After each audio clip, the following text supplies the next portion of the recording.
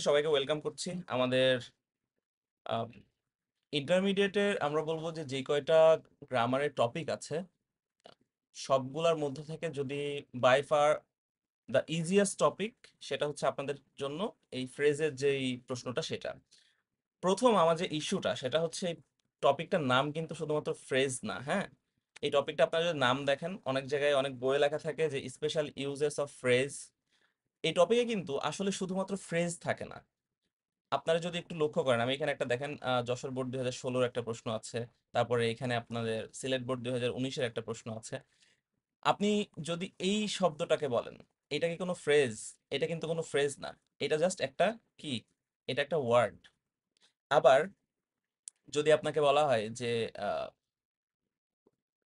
when it comes to, তারপরে blow one's own trumpet, need not have, এগুলো কি সবই ফ্রেজ? এইগুলোও কিন্তু সব ফ্রেজ না।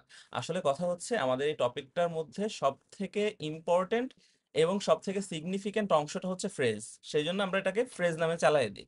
কিন্তু আপনাকে যদি এই টপিকটা ভালো মতো বুঝতে হয়, আপনাকে চারটা খুবই কোর কনসেপ্ট ভালো মতো আয়ত্ত করে ফেলতে হবে।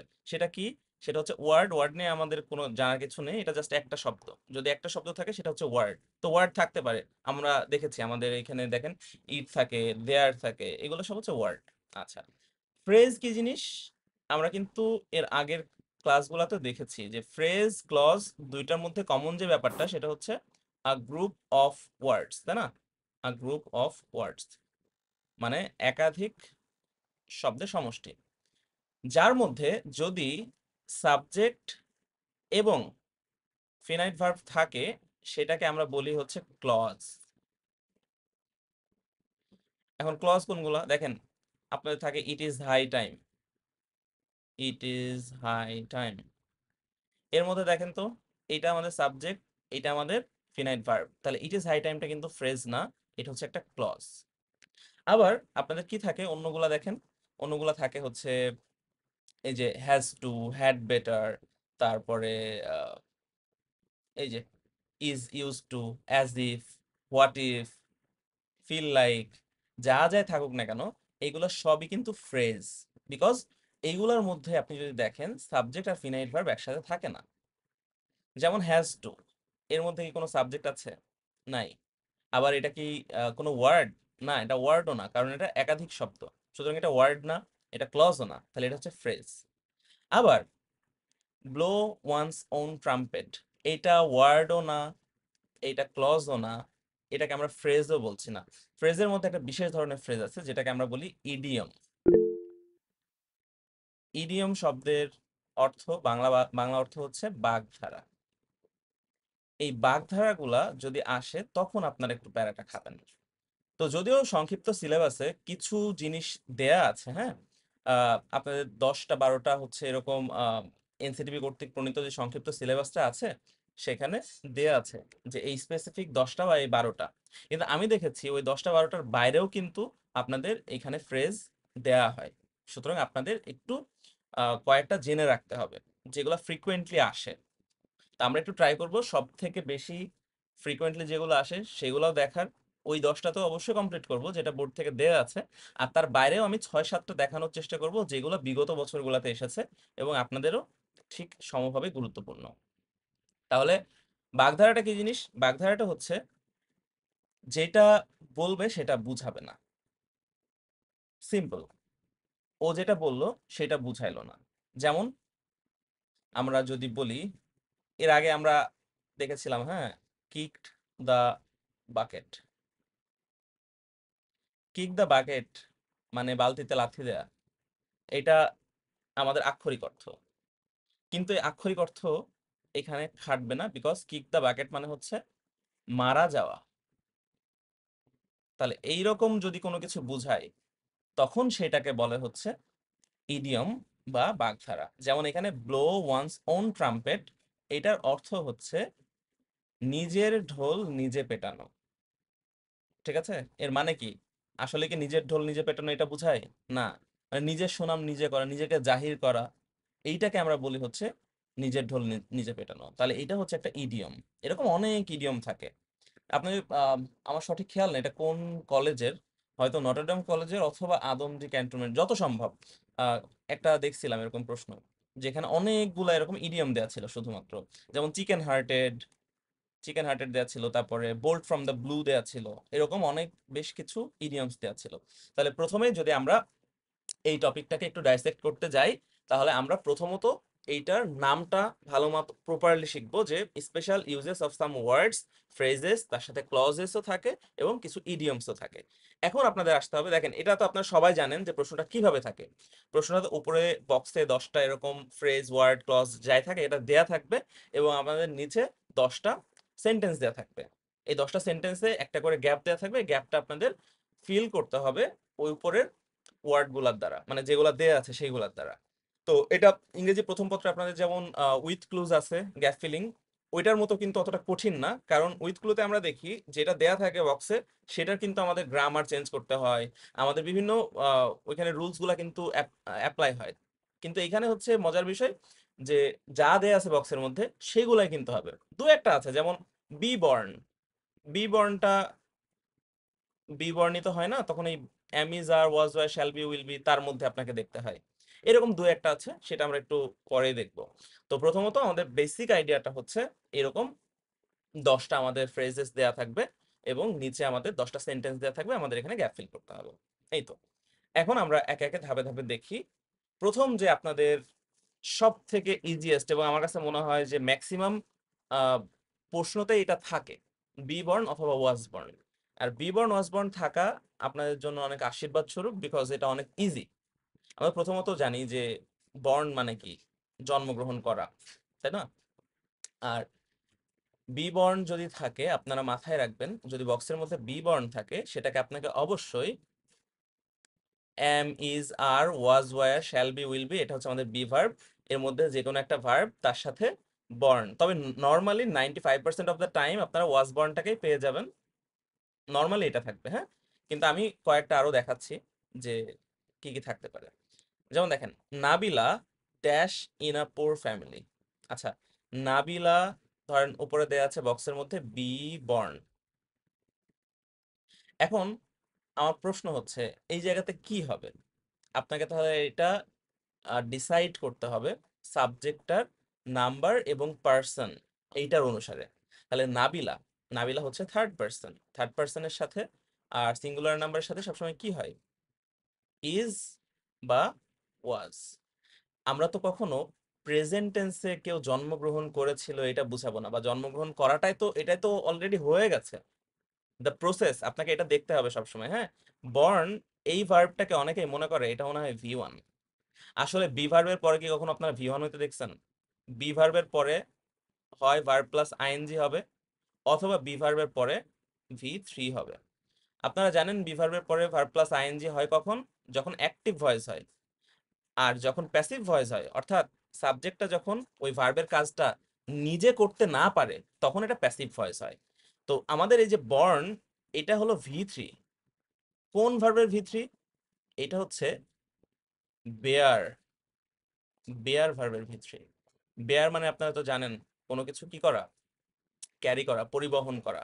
তো একটা শিশু যখন জন্ম নিচ্ছে পৃথিবীতে, তার মা তাকে 9 মাস 10 মাস ধরে কি করে, বহন করে না তাকে, তারপরে আলটিমেটলি সে আহ, জন্মগ্রহণ করছে। তো সেই জায়গায় থেকে কিন্তু আমাদের এই ভার্বটা এসেছে, হ্যাঁ। তাহলে আমরা এটা লক্ষ্য রাখবো সব সময়। এখানে তাহলে ইজ হবে না, হবে নাবিলা ওয়াজ বর্ন। আচ্ছা, এবার দেখেন হিজ ফ্রেন্ডস, এটা তো প্লুরাল, তাহলে এখানে যদি বি বর্ন দেয়া থাকে, এখানে কি ওয়াজ বর্ন হবে? না, ফ্রেন্ডস এর সাথে হয় কি, ওয়ার বর্ন, ঠিক আছে। হি, এটাও হবে ওয়াজ বর্ন। আশিক, এটাও হবে ওয়াজ বর্ন। এখন প্রশ্ন হচ্ছে কিভাবে বুঝবো যে নিচের 10টা সেন্টেন্সের মধ্যে কোথায় বিবরণ হবে। এটা খুবই ইজি, সেটা হচ্ছে সব সময় লক্ষ্য রাখবেন কোন সেন্টেন্সটাতে শাল আছে, সব থেকে বেশি থাকে শাল। এছাড়া কি থাকতে পারে, মাস থাকতে পারে, মান্থস, যেমন জানুয়ারি ফেব্রুয়ারি মার্চ এপ্রিল, এইভাবে মান্থস থাকতে পারে। এছাড়া স্থান থাকতে পারে, মানে বার্থ ইয়ারও থাকতে পারে, আবার বার্থ প্লেসও থাকতে পারে। তাহলে এই যে his friends were born in Khulna, এই খুলনাটা কি, এটা হচ্ছে birth place. Sabbir was born in 2004, এটা হচ্ছে তার বার্থ ইয়ার। আচ্ছা, এছাড়া আরো কি কি বোঝাতে পারে দেখেন, ইন আ পোর ফ্যামিলি, এটা তো আর কোনো বার্থ প্লেস না, কিন্তু এটাও কিন্তু বোঝাচ্ছে যে সে একটা দরিদ্র পরিবারে জন্মগ্রহণ করেছিল। তাহলে বিবরণটা সাধারণত হয় কখন? এটা কোনো একটা, মনে করেন এই যে দেখেন এখানে দেয়া আছে, মায়ের গর্ভে জন্ম নেয়া, কোনো ধারণা প্রতিষ্ঠা, অনুভূতি সৃষ্টি, অস্তিত্ব লাভ, কোনো গুণ, মেধা বা বৈশিষ্ট্য নিয়ে জন্ম। ঠিক আছে, এই সমস্ত অর্থে আমরা বিবরণটা ব্যবহার করব। এবং আপনাদের শর্টকাট পদ্ধতি হচ্ছে জন্ম তারিখ, জন্ম স্থান, এইগুলা যদি উল্লেখ থাকে তাহলে অবশ্যই আপনারা সেখানে কোনো কিছু না দেখেই বিবরণ বসায় দিতে পারেন। বিবরণ বলতে আমি ওয়াজ অথবা ওয়্যার, সাধারণত এটা হয়। আবার অনেক সময় উইল বিও কিন্তু হয়, এইটাও একটু লক্ষ্য রাখেন। কখন হবে বলেন তো? সেন্টেন্সে যখন ফিউচার, ভবিষ্যৎ নির্দেশক কোনো, মনে করেন ওয়ার্ড যদি থাকে। ঠিক আছে, যেমন ধরেন বললাম যে their baby dash in the next month. আচ্ছা, এখন লক্ষ্য করেন তো, দেয়ার বেবি, তাদের বাচ্চা, ইন দ্য নেক্সট মান্থ, তাহলে নেক্সট মান্থটা কি? নেক্সট মান্থটা হচ্ছে একটা ভবিষ্যৎ নির্দেশক একটা শব্দ, এটা ভবিষ্যৎ বোঝাচ্ছে। তাহলে their baby was born in the next month হয় না। যদি এখানে লাস্ট মান্থ থাকতো তাহলে আমরা ওয়াজ বর্ন দিতাম। তাহলে এখানে কি হবে? দেয়ার বেবি উইল বি বর্ন। তাহলে এই যে উইল বি, এটাকেও যে আপনারা বিভার্বের মধ্যে নিয়ে আসতে হবে, এটা কিন্তু আমি বারবার বলেছি। আমরা সব সময় বইয়ে বা ছোটবেলা থেকে শিখে আসছি বিভার্ব মানে am is are was wire. মনে হয় যে এর বাইরে মনে হয় নেই বিভার্ব, কিন্তু সব সময় মনে রাখবেন বিভার্ব মানে am is are was were, shall be will be. Shall be আর উইল বিটা হচ্ছে ফিউচার টেন্সকে নির্দেশ করে। তাহলে এটা আমরা মনে করছি বিবর্ন বা ওয়াজ বর্ন, এটা আপনাদের আর সমস্যা থাকার কথা না। এখন let's move on to the next phrase. Ah, এই যে দেখেন, have to, has to, had to, will have to, shall have to. আমি জানি এত কিছু থাকে না, will have to, shall have to এগুলো থাকে না। আপনাদের normally have to, has to, had টুর মধ্যে থাকে, সব থেকে বেশি হ্যাভ টুটা থাকে। তবে কথা হলো, যেমন এই জায়গাতে আমরা শুধু বি বর্ন দেয়া থাকলে বি থেকে অ্যাম ইজ আর ওয়াজ আর শ্যাল বি উইল বি সব হয়, ঠিক একইভাবে শুধু হ্যাভ দেয়া থাকলে এই হ্যাভ থেকে কিন্তু have, has, will have, shall have এইগুলাও কিন্তু হয়। কারণ এগুলা প্রত্যেকটা হচ্ছে টু হ্যাভ ভার্ব। তো আপনাকে যদি হ্যাভ টু দেয়া থাকে, একটু স্লাইটলি চেঞ্জ কিন্তু আমাদের হইতে পারে, সেই সেন্টেন্সে সাবজেক্টটার উপরে আপনাকে দেখতে হবে। ঠিক আছে, তাহলে প্রথমত আমরা দেখব যে আসলে এটার অর্থটা কি। হ্যাভ টু হ্যাজ টু অর্থটা কি বোঝায়, এটা অলরেডি আমরা কিন্তু জানি। হ্যাঁ, যে হ্যাভ টু হ্যাজ টু বোঝায় কি? এটা কোনো কাজ বাধ্যবাধকতা, করতেই হবে, অথবা প্রয়োজনীয়তা, অথবা উপদেশ প্রদান। দেখেন, বেশ কয়েকটা অর্থে কিন্তু আমরা হ্যাভ টু, হ্যাজ টু বা হ্যাড টু ব্যবহার করতে পারি। সব থেকে বেশি যেটা আপনারা মনে রাখবেন সেটা হচ্ছে বাধ্যবাধকতা, মানে যেটা করতেই হবে, বা কোনো কিছু একটা করার প্রয়োজনীয়তা, অথবা উপদেশ প্রদানের ক্ষেত্রেও কিন্তু আমরা হ্যাভ টু, হ্যাজ টু এটা ব্যবহার করে থাকি। কখন হ্যাভ টু হয় আমরা জানি। হ্যাভ টু হয় কখন এটা মনে না রেখে আপনারা জাস্ট হ্যাজ টুর কথাটা মনে রাখবেন। শুধুমাত্র প্রেজেন্ট টেন্সে যখন থার্ড পারসন সিঙ্গুলার নাম্বার থাকবে সাবজেক্টটা। থার্ড পারসন সিঙ্গুলার নাম্বার কোনগুলা? হি, শি, ইট, আর যে কোনো নাম, তখন আমরা হ্যাজ টু ব্যবহার করব। তাছাড়া আই, উই, ইউ, দে, এইগুলা সাবজেক্ট থাকলে আমরা হ্যাভ ব্যবহার করব। হ্যাড টু কখন হবে? এটা দেখেই বোঝা যাচ্ছে, যখন সেন্টেন্সটা হবে হচ্ছে পাস্ট। এই তো। তাহলে আমরা একটু দেখার চেষ্টা করি। Students dash respect their teachers.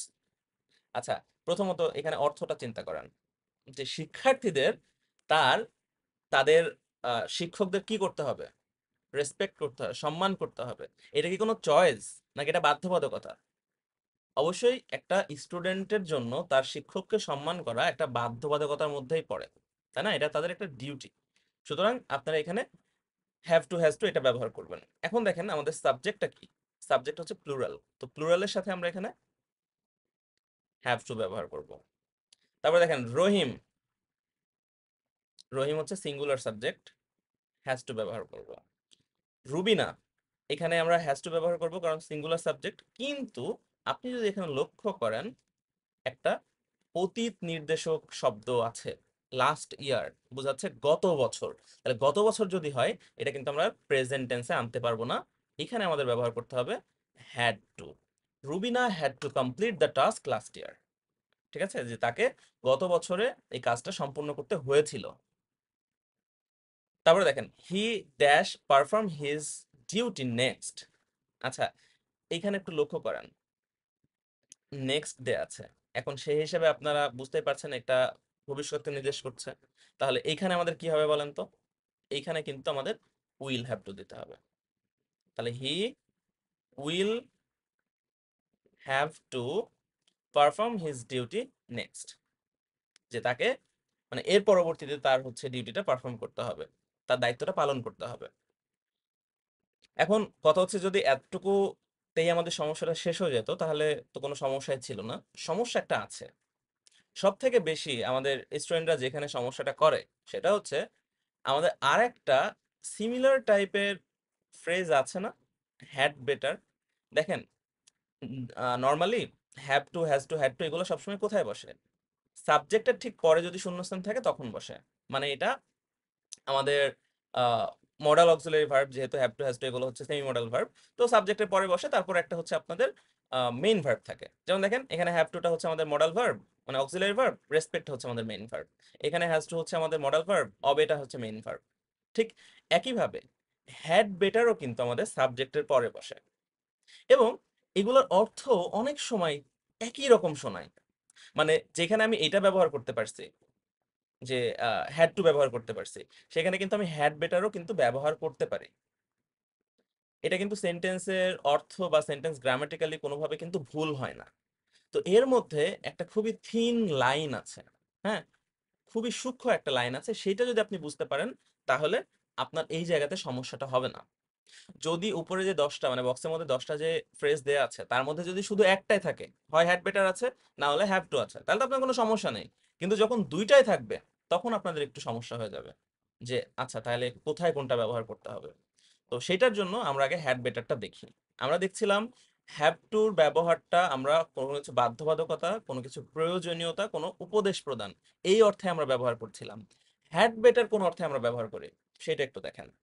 Had better হচ্ছে কোনো কিছু একটা করা ভালো, ঠিক আছে, মানে কোনো কিছু করা ভালো এইরকম অর্থে আমরা হ্যাড বেটার ব্যবহার করি।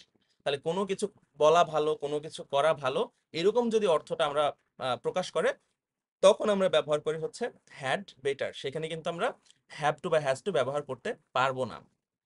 কেন পারবো না একটু দেখেন, আর আমি হচ্ছে পার্থক্যটা বুঝাই দিচ্ছি। যদি লক্ষ্য করেন এখানে বললাম, এই উদাহরণটা আমি সবসময় দিই, হ্যাঁ, he is sick, he dash see a doctor. আচ্ছা, এটা একটা সেন্টেন্স। দ্বিতীয় সেন্টেন্সটা হচ্ছে he is very sick, he dash see a doctor immediately. আচ্ছা, লক্ষ্য করেন দুইটা সেন্টেন্স প্রায় একই টাইপের। হি ইজ সিক, সে অসুস্থ, he dash see a doctor. আচ্ছা, তার একটা ডাক্তার দেখানো ভালো আপনি এটাও বলতে পারেন, অথবা তার একটা ডাক্তার দেখাতেই হবে বা দেখানো উচিত আপনি এটাও বলতে পারেন, তাই না? তাহলে আপনি এখানে যদি বলেন he had better see a doctor, তাও হয়ে যাবে। আবার আপনি যদি বলেন he has to see a doctor, ঠিক আছে, তাও কিন্তু হবে। কিন্তু সমস্যাটা কখন হবে?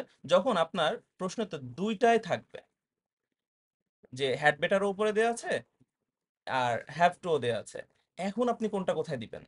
তখন এই দুইটা নিয়ে আপনি কম্প্যারিজন করুন, ঠিক আছে, এখানে একটা কম্পেয়ার করবেন। এই কম্প্যারিজনে যদি দেখেন যে এইটা বেশি ইমার্জেন্সি, যেটা বেশি ইমার্জেন্সি হবে সেটাতে হবে হ্যাভ টু বা হ্যাজ টু, আর যেটা করা ভালো বলা ভালো এরকমটা বুঝাবে, ঠিক আছে, সেখানে হবে হ্যাড বেটার। যেমন এখানে আমরা বলছি সে সে হচ্ছে অসুস্থ, আর এখানে আমরা বলছি সে খুব অসুস্থ। অত্যন্ত অসুস্থ। আচ্ছা, যে মানুষটা শুধু অসুস্থ আর যে মানুষটা অনেক অসুস্থ, এই দুইটার মধ্যে আপনারা বুঝতে পারছেন না ইমার্জেন্সি কোনটা? আবার এখানেও যদি দেখেন, ইমিডিয়েটলি নামে একটা শব্দ কিন্তু এখানে আছে। ইমিডিয়েটলি মানে কি? এক্ষুনি। ঠিক আছে? তৎক্ষণাৎ ভাবে তাকে হচ্ছে ডাক্তার দেখানো, মানে দেখাতে হবে। কথাটার মধ্যেই কিন্তু হয়ে যাচ্ছে যে সে খুবই অসুস্থ, তাকে তৎক্ষণাৎ ডাক্তার দেখানো ভালো। আমরা কিন্তু এরকম না, বলবো না। আমরা বলবো সে খুবই অসুস্থ, তাকে তৎক্ষণাৎ একটা ডাক্তার দেখাতেই হবে। তাহলে এইখানে আমাদের হবে he has to see a doctor, আর এখানে হবে he had better see a doctor. তাহলে এইটা হচ্ছে আমাদের হ্যাড বেটার আর হ্যাভ টুর মধ্যে পার্থক্য। তাহলে আমরা কোথায় হ্যাড বেটার ব্যবহার করব, কোথায় হ্যাজ টু ব্যবহার করব, হ্যাভ টু ব্যবহার করব, সেটা আমি আশা করছি বুঝাতে পেরেছি। তাহলে এখানে দেখেন, you had better read more, তোমার আরো পড়া ভালো। He had better go home. You had better not. আচ্ছা, এখানে নটটা কোথায় হবে? ইউ হ্যাড নট বেটার নাকি ইউ হ্যাড বেটার নট? অনেকে এই জিনিসটা একটু ঝামেলা করে ফেলে। হ্যাঁ, নটটা পরেই হবে হ্যাড বেটারের। You had better not fail in the examination. তাহলে আমাদের হ্যাভ টু আর হ্যাড বেটার এখানে গেল। এবার আসেন উড রাদারে। নর্মালি এটা আমরা যত জায়গায় দেখেছি বা যত শিক্ষক পড়ান, আমি সবার দেখছি যে একই সিস্টেম। সেটা হচ্ছে, দেখবা ওই 10টা সেন্টেন্সের মধ্যে কোন সেন্টেন্সে দেন আছে, দেন যেখানে থাকবে চোখ বন্ধ করে উড রাদার বসায় দিবা।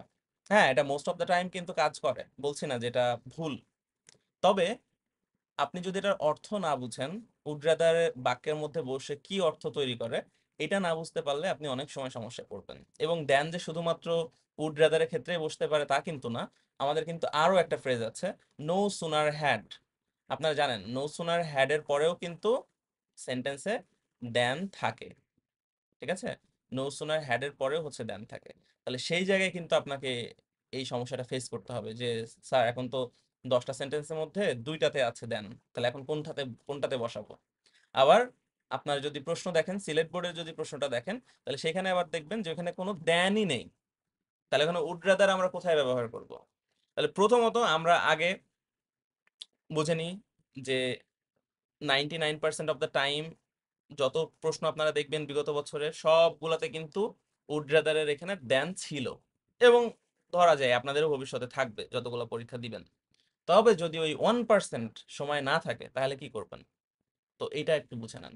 উড রাদার যথারীতি আমাদের ওই যে হ্যাড বেটারের মতো বা হ্যাভ টুর মতো একটা মডেল অক্সিলারি ভার্ব, সুতরাং আপনারা বুঝতেই পারছেন এটা আমাদের সাবজেক্টের পরে বসবে। ঠিক আছে? তাহলে সাবজেক্টের পরে যদি শূন্যস্থান থাকে, অনেকগুলাই কিন্তু বসতে পারে। হ্যাভ টু বসতে পারে, হ্যাড বেটার বসতে পারে, উড রাদার বসতে পারে। ঠিক আছে? ওয়াজ বর্নটাও কিন্তু সাবজেক্টের পরেই বসে। তো আপনাদের এখন লক্ষ্য করতে হবে যে উড রাদারের অর্থটা কি। উড রাদারের অর্থটা হচ্ছে, এখানে দুইটা আপনার অপশন দেয়া থাকবে, দুইটা কাজ বা দুইটা অবস্থা। এই যে দুইটা কাজ, এই দুইটা কাজের মধ্যে দুইটাই কঠিন, কিন্তু ওই দুইটা কঠিনের মধ্যে আপনি একটা পছন্দ করছেন। মনে করেন এই যে এখানে দেখেন, he dash starve than steal. আচ্ছা, স্টার্ভ মানে হচ্ছে না খেয়ে থাকা, স্টিল মানে হচ্ছে চুরি করা।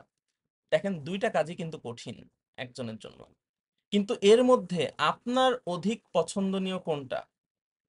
আপনার অধিক পছন্দনীয়, আমি দরকার হয় না খেয়ে থাকবো চুরি করার থেকে, অথবা অথবা আপনি এইভাবে বলবেন যে আমি বরং না খেয়ে থাকবো চুরি করার চাইতে। তো উড রাদার সাধারণত বরং অর্থে আমরা ব্যবহার করি। ঠিক আছে? তাহলে এখানে দেখবেন যে কোন সেন্টেন্সে আমরা সাবজেক্টের পরে শূন্যস্থানটা আছে, এবং এই সেন্টেন্সের মধ্যে এরকম দুইটা অপশন দেয়া আছে, মানে দুইটা কোনো কাজ, দুইটা কোনো অবস্থা। ঠিক আছে? এবং মাঝখানে দেন আছে, সেই জায়গায় আমরা ব্যবহার করব উড রাদার। Would rather. আচ্ছা, এইটা গেল আমাদের কনভেনশনাল যে ট্রেডিশনাল নিয়মটা আছে, সাধারণ নিয়ম। তবে উড রাদারে সব সময় দেন থাকে না। সেই ক্ষেত্রে আপনাকে যেটা মনে রাখতে হবে এটার অর্থটা। ঠিক আছে? অর্থটা কি? অর্থটা হচ্ছে বরং, যে তোমার বরং এটা না করাই ভালো। এরকমটাও যদি বুঝাই, তখনও কিন্তু আমরা এখানে উড রাদারটা ব্যবহার করতে পারি। দেন থাকা অ্যাবসলিউট নেসেসারি না। তারপরে দেখেন, আই ড্যাশ ডাই দেন বেগ। তাহলে এখানে দেখেন, ডাই মৃত্যুবরণ করা, বেগ ভিক্ষা করা, দুইটাই কঠিন। দুইটার মধ্যে অধিক পছন্দনীয় কোনটা? তাহলে এরকম বোঝাচ্ছে দেন আছে, সুতরাং আমরা এখানে উড রাদার ব্যবহার করবো। আই উড রাদার ডাই দেন বেগ।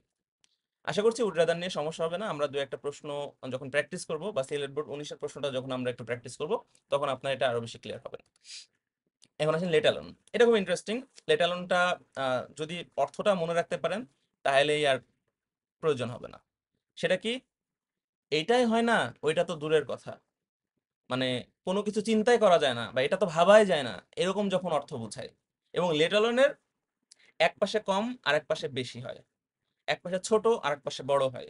উদাহরণের মাধ্যমে ক্লিয়ার করছে, দেখেন। আমরা বলছি লেট অ্যালোনের এক পাশে কম এক পাশে বেশি, বা বড় বা ছোট হয়।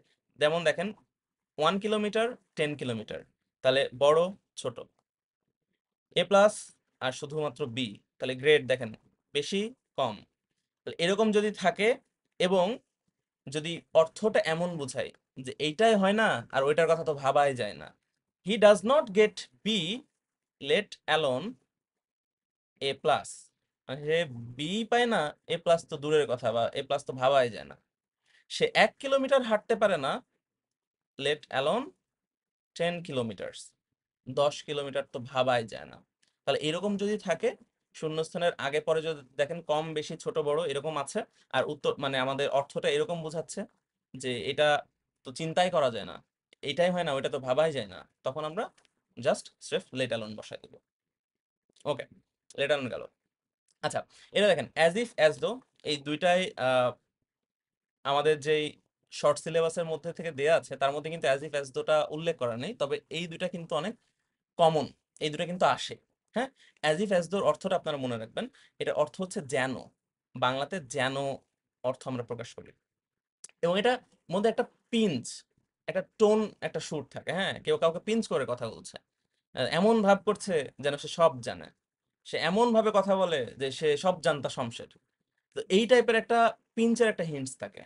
আর অ্যাজ ইফ অ্যাজ দোর পরে আমাদের সব সময়, যদি দেখেন অ্যাজ ইফ অ্যাজ দোর আগে যদি প্রেজেন্ট টেন্স থাকে, যদি প্রেজেন্ট থাকে, মানে মনে করেন V1 আছে, তাহলে পরের অংশে হচ্ছে হচ্ছে পাস্ট ইনডিফিনাইট V2। আর যদি পূর্বের অংশে থাকে পাস্ট মানে V2, তাহলে পরের অংশ হয় হচ্ছে হ্যাড প্লাস V3, মানে পাস্ট পারফেক্ট। একটু উদাহরণের মাধ্যমে ক্লিয়ার করছে। দেখেন, he speaks dash he knew everything. আচ্ছা, প্রথমে এখানে অর্থটা কেমন বোঝাচ্ছে?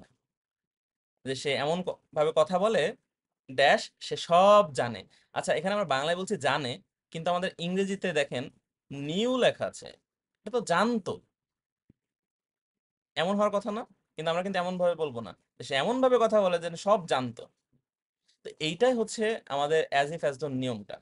হ্যাঁ, এখানে আমরা অ্যাজ ইফ ব্যবহার করছি বা অ্যাজ দো ব্যবহার করছি কেন? কারণ এর আগের অংশে দেখেন স্পিক্স V1 আছে, ভার্বের সাথে এস বাই এস যুক্ত হয় V1 যখন থাকে, মানে প্রেজেন্ট ইনডিফিনাইট টেন্সে। পরের অংশে দেখেন V2। আবার এটা দেখেন হি টকড, এখানে কি আছে? V2। তাহলে যদি V2 পূর্বে থাকে, পরে কি হবে? পরে হবে হ্যাড প্লাস V3। এই যে হ্যাড আর এই যে V3, তাহলে হি টকড অ্যাজ ইফ অথবা as though he had known all. সে এমন ভাবে কথা বলে, মানে বলতো যেন সে সব জানতো। এখানে হচ্ছে এমনিতেই জানতো কথাটা আসবে। ঠিক আছে। হি বিহেভস, এখানে আবার V1, তাহলে এখানে কি হবে? এখানে অবশ্যই V2 হবে।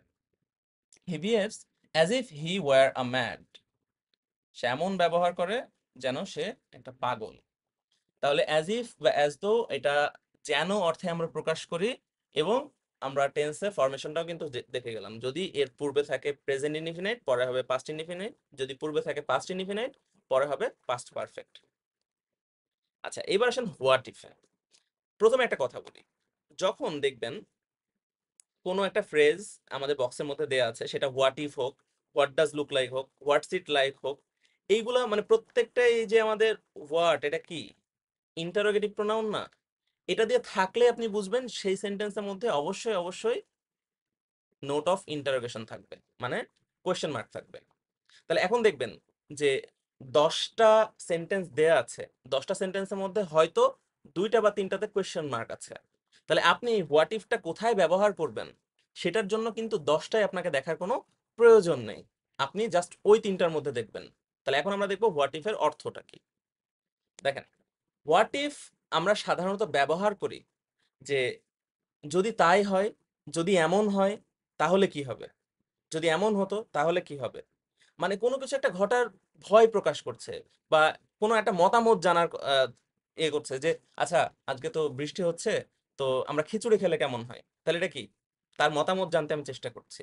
আর বলছে তুমি এত দ্রুত ড্রাইভ করো, যদি একটা অ্যাক্সিডেন্ট হয়ে যেত, তাহলে এটা কি ভয় প্রকাশ করছে। তো কোনো কিছু ভয় প্রকাশ করা, কোনো মতামত জানা বা পরিণাম জানা, এইগুলোর ক্ষেত্রে আমরা হোয়াট ইফটা ব্যবহার করি। এবং হোয়াট ইফের পরে সাবজেক্ট, তারপরে ভার্ব, তারপরে আমরা এক্সটেনশনটা ব্যবহার করি।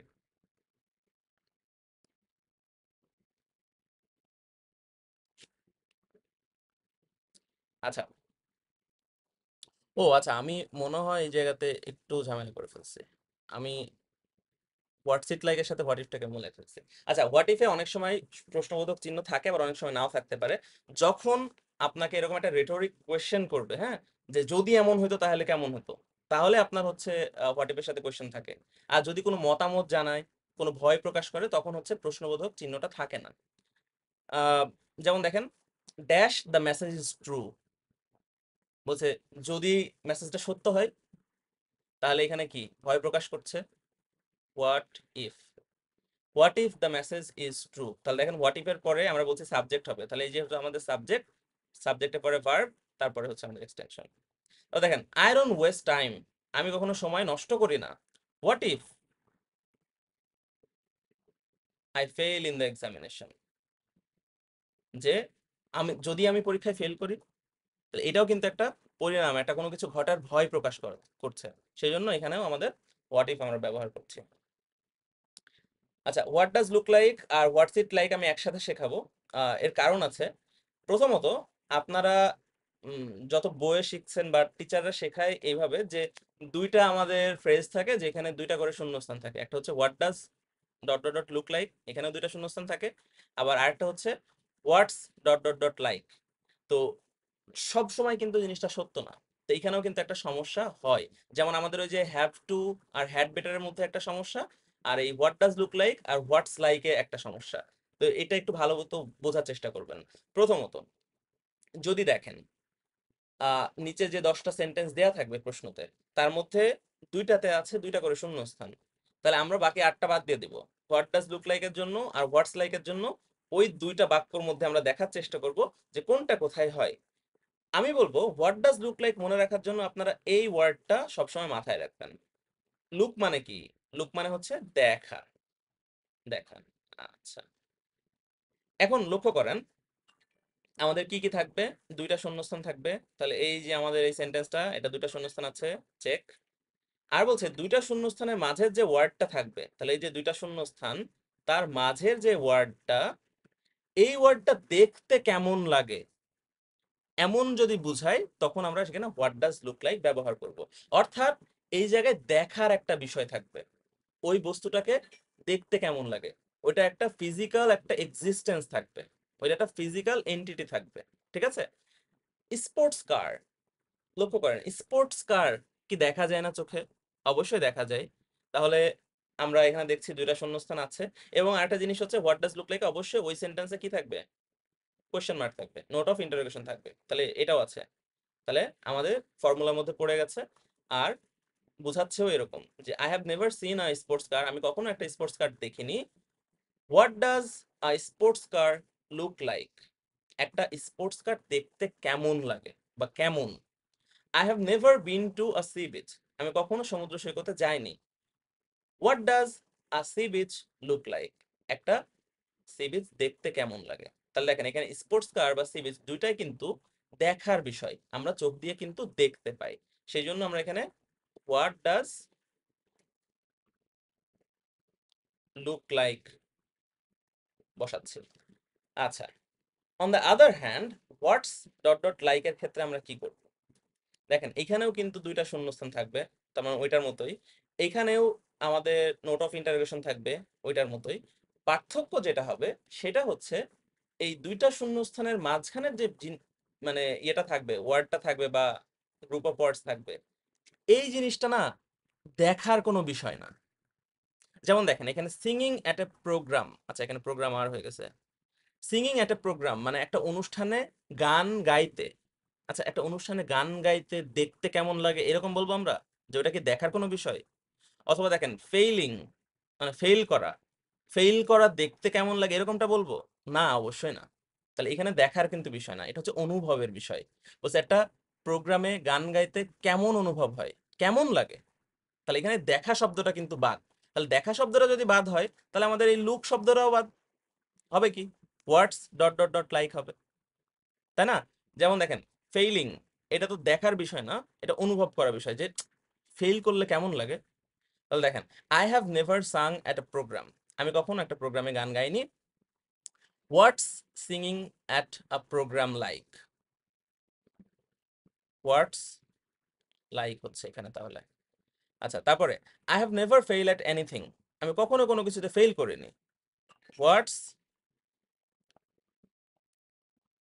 Failing like.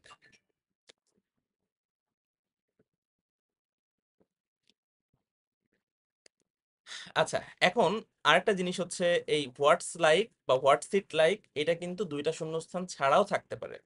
তখন আমরা কি করব সেটা আমরা এইটার পরে দেখব, উড ইউ মাইন্ডের পরে। দেখেন, উড ইউ মাইন্ড এটাও কিন্তু কি থাকবে, শূন্যস্থান থাকবে। উড ইউ মাইন্ডের ওই বাক্যটাতেও শূন্যস্থান থাকবে, এবং উড ইউ মাইন্ডের পরে ভার্বের যে গঠনটা সেটা হচ্ছে verb plus ING. Would you মাইন্ডের পরে অলওয়েজ ভার্ব প্লাস আইএনজি থাকবে, এবং সাধারণত উড ইউ মাইন্ডটা সাধারণত সেন্টেন্সের শুরুতে থাকে। হ্যাঁ, শুরুতে যদি গ্যাপ থাকে তাহলে দেখবেন তারপরে হচ্ছে ভার্ব প্লাস আইএনজি আছে কিনা। যদি ভার্ব প্লাস আইএনজিও থাকে, গ্যাপও থাকে, আর সেখানে যদি প্রশ্নবোধক চিহ্নও থাকে, তাহলে আপনারা সেখানে উড ইউ মাইন্ড বসাতে পারেন। বাট যদি উড ইউ মাইন্ড ছাড়া আমাদের বক্সের মধ্যে আরো কিছু ফ্রেজ থাকতে পারে, যেমন হোয়াটস ইট লাইক, ওই যে আগের মতোই আমি যে বললাম, যে যদি দুইটা শূন্যস্থান থাকে তাহলে ওই আগের ওই নিয়ম। আর যদি একটা শূন্যস্থানেই থাকে, তাই হোয়াটস ইট লাইকের পরেও কিন্তু ভার্ব প্লাস আইএনজি, এবং সেখানেও কিন্তু আমাদের কি থাকবে, কোয়েশ্চেন মার্ক থাকবে। তো আমাদের এখন অর্থটা আমরা বুঝি। উড ইউ মাইন্ড মানে আমরা যখন কোনো বন্ধুকে, ধরেন আমি বললাম যে, "এই, তুই কি আমার সাথে ওখানে যাবি?" এখানে কি মাইন্ড শব্দটা আছে মানেই এই না যে তুই কি আমার সাথে ওইখানে যাইতে মাইন্ড করবি, তা কিন্তু না। হ্যাঁ, বাংলাতে জিনিসটা এরকম বোঝায়, would you mind going there with me, তুই কি আমার সাথে ওখানে যাবি, মানে এটার মাধ্যমে আপনি তার অপিনিয়নটা চাচ্ছেন, যে ওইখানে গেলে কোনো সমস্যা আছে কিনা তোর, বা তুই যাইতে চাস কিনা। তাহলে এরকম যদি অর্থ বোঝায়, হ্যাঁ, দেখেন। আর নর্মালি যদি উড ইউ মাইন্ড থাকে তাহলে বক্সের মধ্যে ওই যে হোয়াটস ইট লাইকটা দেয়া থাকে না। তাহলে would you mind going there with me, তাহলে এখানে দেখেন শুরুতে শূন্যস্থান আছে, পরে ভার্ব প্লাস আইএনজি আছে এই যে গোয়িং, এবং এখানে কোয়েশ্চেন মার্ক আছে, সুতরাং এখানে উড ইউ মাইন্ড হবে। দ্বিতীয়টা দেখেন, প্রথমে শূন্যস্থান, ভার্ব প্লাস আইএনজি এবং কোয়েশ্চেন মার্ক, তাহলে আমাদের এই ফর্মুলার মধ্যে পড়ে গেছে। আমরা এখানে দিতে পারি would you mind closing the door, তুমি কি একটু দরজাটা বন্ধ করবা। তাহলে এটা হচ্ছে আমাদের উড ইউ মাইন্ড। আর এই যে হোয়াটস ইট লাইক কোথায় হবে, এখানেও আমরা দেখছি ভার্ব প্লাস আইএনজি, অ্যান্ড এখানেও আমাদের কোয়েশ্চেন মার্ক থাকবে। তবে এইখানে অর্থটা একটু ভিন্ন। যেমন দেখেন, যদি এখানে দিতাম would you mind flying in the sky, তুই কি আকাশে উড়বি।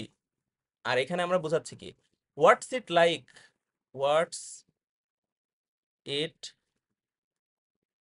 Like flying in the sky, যে আকাশে উঠতে কেমন লাগে।